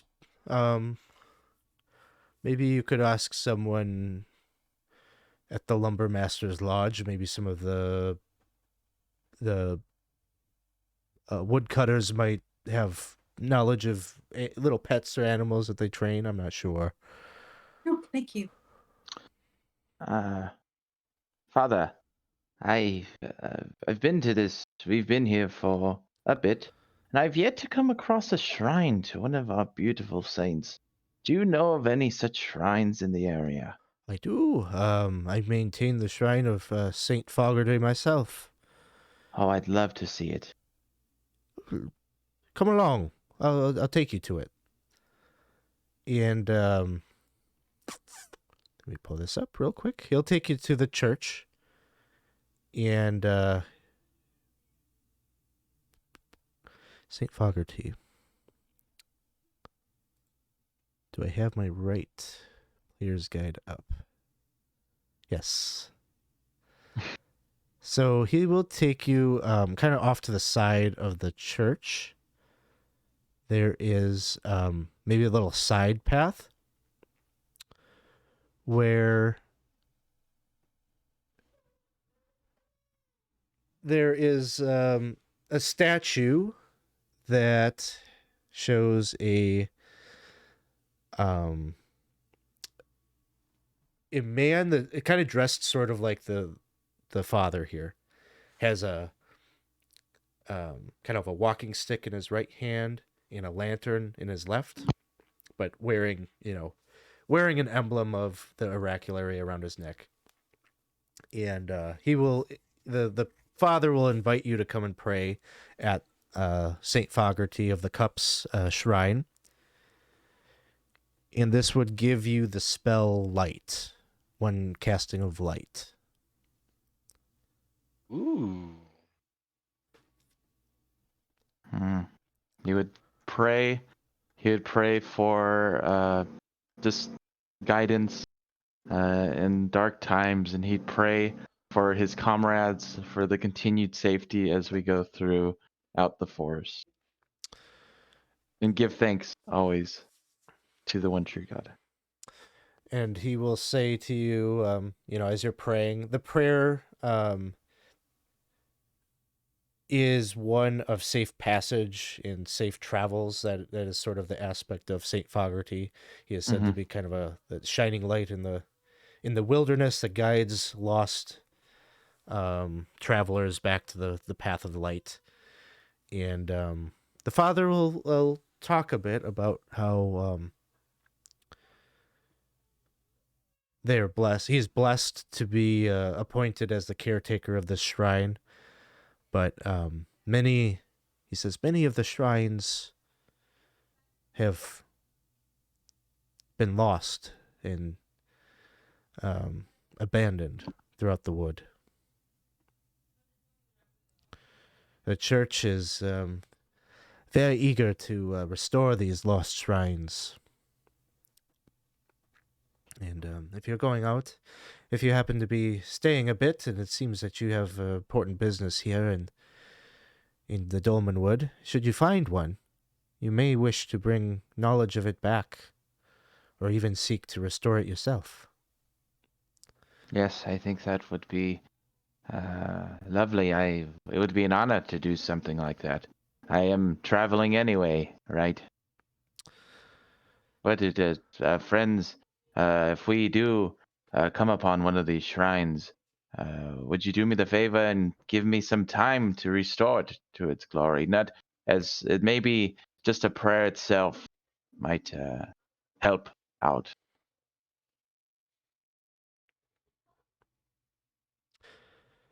You know, brother, I will always aid you in any quest you find worthy. And he'd come and just give you a good side hug. Thank you. Yeah. So, you spend an hour praying at the shrine. This is sort of a mechanical thing. Divine spellcasters of the one true God can spend an hour praying at a shrine and gain its blessing, which typically is you're able to gain a divine spell that you can cast at any point. It doesn't expire until you cast it or until you take another shrine's blessing. You can only have one at a time. Yeah, given the time, it is we're kind of at the end of our time, I think, for today. This is probably a good point to call it quits. You've made it to the woodcutters' encampment. There may be some more discussion and things like that you may have here. Otherwise, you can kind of decide as a group, do you want to go and gather more information from NPCs? You're certainly welcome to do so, or you could always follow the path and go to the cave. Or I'll tell you this about the leader of the woodcutters camp. He doesn't really live directly here. He has his own manor that's a few miles to the east. And so if you decide to go there, that's be a separate trip. But these are all things you can work out before our next session, which I believe is maybe 2 weeks from now. We got do we have one conflict or two conflicts with the group? On the 17th was our next scheduled game. I've got a conflict on the 17th. Okay. So it would appear that maybe we can't play on the 17th then. Oh, where's my calendar? And the next 2 weeks after that is the 31st, which would be New Year's, which I'm free on that day. Yeah, I am too, but I understand if Others that's may not not. the case. Yeah, For sure. you on that day is, Okay. Yeah, okay. So the 31st is our next planned game then. As long as we have most of us. Thumbs up. Okay. And I will try Oh, not yeah. to sleep on the couch with my video game controller in my hand and my phone in my bedroom that day. it's a perfect way to start off New Year's Eve. Hey, sometimes you're playing Hades and you just fall asleep while you're playing. It happens. Dude, I have yet to get into Hades. I've heard it's like the best game ever. It's fun. Great. A lot of Just It's good. replayability. Yeah, that's my issue is I can't stop once my wife is asleep and I'm playing the game, I just keep going. Until I fall asleep with my controller in my hand, barely. You're like the woodcutter in his rock. No comments. It is so difficult to talk about the rock thing and not make it just be like, this really just sounds like Breaking Bad. Like, Right. they're manufacturing this crystal and like, there's no fantasy analog really to describe it. Crystal. Yeah. They're just making drugs out there. Yep. So, well, we'll learn more about that perhaps in the next session. I hope you guys had fun. Absolutely. I guess at this point we can turn it over to speaking of gratitude, things that were fun, that somebody else kind of enhanced the fun of the session for you.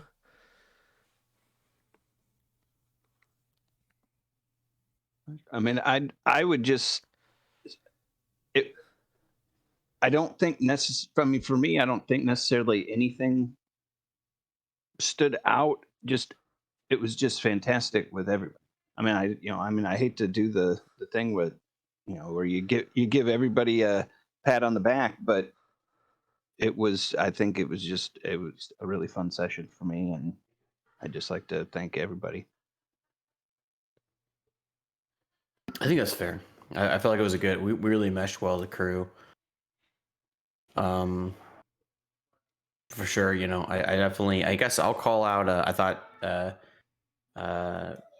Chris, you had a really cool interaction with the lady. I thought was a good, it was like, I know it's like OSC doesn't have the face as strongly as like D&D 5e or other systems, but I feel like you're kind of becoming somewhat the face.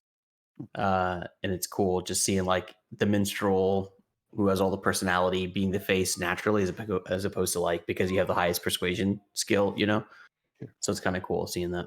I feel like we have like two faces. I feel like it's Geoffrey and it's Thomas, and that's been interesting. Yeah, I think there's maybe two moments that I thought were cool that happened. I really had no idea what was going to play out with the chateau. Like, will everyone get pissed at her and like try to make some kind of wild move? But because that doesn't happen. there's I think Weymund brought in like the different perspective of like you know what we're so far away from the Empire, like why not strike a deal with somebody, like why not have a person like this in our corner. She's making good points. Like maybe we should listen. And then I think Geoffrey had the moment where he said, well, since Sir Silas is gone, I'm going to step up and I'm going to make a decision, or I'm going to kind of speak, it was kind of a nice pivot, I think, from having Sir Silas was always kind of like, let's get his input or defer to maybe his opinion. And it just felt like the torch had been kind of handed off for you to be in his spot, kind of amongst the party now. Yes, I enjoyed. Yes, the same with talking about Chris with your character. Just how you became the face. I really enjoyed that. I also really enjoyed Weymund's struggle just through the process. It was very entertaining to see. I mean, your character could have died, right? But like the way you handled it, and the way you added the little touches about being sick, and just it felt a lot more believable. And it was like, this could be it. Like you did a great job on that. I really appreciate it. It was a lot of fun watching that. Appreciate that. I had a backup character for real I had built already, rolled stats and everything. So it was very real to me as well. I'm going to do a little... Oh, go ahead. Go ahead. I was just saying, I'm going to do the same as Chris and throw the gratitude to everybody, kind of just because I feel like everybody's really kind of playing their characters in such a way that it's bringing everything into unexpected realms for everyone, right? Weymund is now open to accepting one true God. Geoffrey is seeing the cracks, is starting to see the cracks in the, the way that his world is sort of set up. I think it's just really interesting how everybody's decisions and the way they're kind of playing their characters is kind of bringing out different aspects in each other's characters, and I'm really enjoying I have to say the same thing, really emphasizing how real it felt to be making the choice as to which one of our companions lived or died, and Weymund's insistence on feeling that he wasn't worthy as Sir Silas, which is probably not true, right? And but still playing that aspect of his character to the hilt. And I think the session itself lent itself to being able for us to be able to interact with each other and explore different aspects of our characters that we haven't had a chance to explore either. So I give full props to Alex for setting us in this space. And it does make a difference to have a GM who's building out this open space for us to interact with and not pushing us in one direction or another. And that definitely. Yeah, and I hope that comes across, because I set you up with what maybe seemed like it's not my intention for you to necessarily follow, like, we have to find this Prismus thing. It was just kind of like, here's a thing you can do. And like, I hope the implication from the Madam Shantywood kind of saying, like, she's kind of saying, like, fuck the Empire, like, they're you have no loyalty to them. Do as you will. And maybe that is following up with the marjoram thing, but He definitely is Thomas's kind of people. yeah. I'll be honest. But I think we're moving into like kind of the next phase of the game, which might be more, okay, the group has to decide what are we doing today? Is it we're going to the caves? Is it we want to go foraging? Like, you know what I mean? Like, it doesn't have to be a linear, like, we're doing this plot story kind of thing. It's felt a little bit just naturally kind of that way up to this point, but you know, you never have to make a decision. I feel like it's actually naturally moving kind of in the direction that you're talking, even in just our characters, right? In there, and the way that they interact with the world, right? Most of our characters are moving towards this very free, screw the empire kind of, and everybody's almost been in that direction since the beginning, except for Geoffrey and Silas that have been trying to hold this together, and it's cracking, right? Now Silas is gone. Joffrey's trying to step up and hold it together. We all know he's not going to do a very good job at that. It's really interesting. I'm loving the direction that it's going, quite frankly. And I think there's also not a time limit. Like, you're not under a clock right now. So like, if you did want to take a day, let's go foraging and find some stuff. You know, like you're still at the mercy of dice in terms of what might you encounter if you do that, or you know, how much gold do you have? Your resource depletion is eventually going to be a factor, but you know, you could do that. Like, we don't have to play out every day as like it's going to be a whole session. It might be, let's do the couple of dice rolls to do your activity you want to do, and then get back to, you know, a plot thing.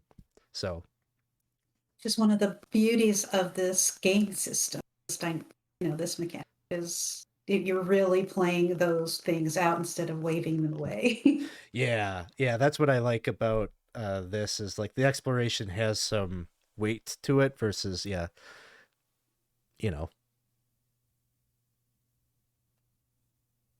it matters. I'll get stabbed by a unicorn again in our next exploration. Yeah, it could be. It's the same thing. Hey, you've been poisoned. For a get out of jail free card on that one. So yeah, I'm actually I'm really liking that. I got dropped to 0 hit points and lived, and then I got poisoned with a D3 with 3 hit points and lived. Like, my character's becoming religious. I'm just being serious. There's no other explanation. Yeah, I love he's that sort about of joking, ironically. It's like that. He's in the ironic acceptance stage, and then it's just going to be acceptance. Go ahead, Ryan. You were saying. I was saying I'm loving that just the interaction between you and Friar Fitzpatrick, and how he's kind of like the anti-religion friar, and it's kind of speaking to Weymund, you know. It's working. Yeah, and I don't think either one of you expected that in the first session, you know. So it's kind of getting back to my gratitude thing, where this story is taking we are doing exactly what you want to do in a D&D campaign. We are, as a group, creating this story that is not anything that we could create on our own. It is totally owned by this group. It's really great. Yeah, I agree. And Alex even is facilitated, so it's the cliche to provide the gratitude to the DM, but you know, you're facilitating us playing our characters, which is fun and it's good. And everyone in the party, you know, it's great to be I mean, we're blessed at 20 size. There's so many good players in the channel on community games and all the other games. So this is no way meant to be like in any way like exclusive, but this is a great party that is willing to play together and just kind of see what happens. You know, it's great. I'm really having a lot of fun. This isn't my style. I realize this is my style. Like, let's all have horrible stats and run around where like a goblin can kill you if it looks at you. But it feels real. Role playing, it feels real. Is what it is. Life right there. That's right. Stop, party! There is a mosquito larva ahead of us. Very dangerous. If it bites us, we will die of poison. And there's no cure. Does 1 point of damage and it poisons you. It's game over. But yeah, no, but for real though, it's been cool. It's nice because it doesn't feel like we have to go combat to combat. That's fun too. I like action games, and I run some action games, and action games can be fun. But this is cool. I'm really, especially for Saturday morning, it's nice just to like get up and just kind of like just play, you know, just hang out and just be our characters, and not have to worry about like, are we getting the goal, are we accomplishing the thing, you know. So, anyways, just So I guess general gratitude again. Yeah, just kind of exploring. Through, you know, as a player and as characters, exploring this world that none of us know, but Alex, you know. Yeah. So I'm not sure Alex totally knows the world either. I that was going to be one of the things I was going to say is like, appreciate the group realizing these books are huge. There's like a 400 plus page, just the campaign book, plus the, you throw all the other stuff in. So, appreciate you giving me the time when you ask a question. Let me reference that so I tell you something that isn't just me bullshitting you. Like this, I have to reference it because it might come up 10 sessions from now, and I want to make sure I gave you like something. I'm not saying accurate. Like sometimes I am trying to give you something that is going to have, this is sort of true, but I'm coding it in a rumor or something, and so that might be partially true. You know what I mean? But well, and we've seen that happen where stuff that you bring up just in passing is in the game in 3 sessions. So. And that's, I hope, part of like it's worth making it feel real. That lore you put in, yeah, it's worth it. Yeah.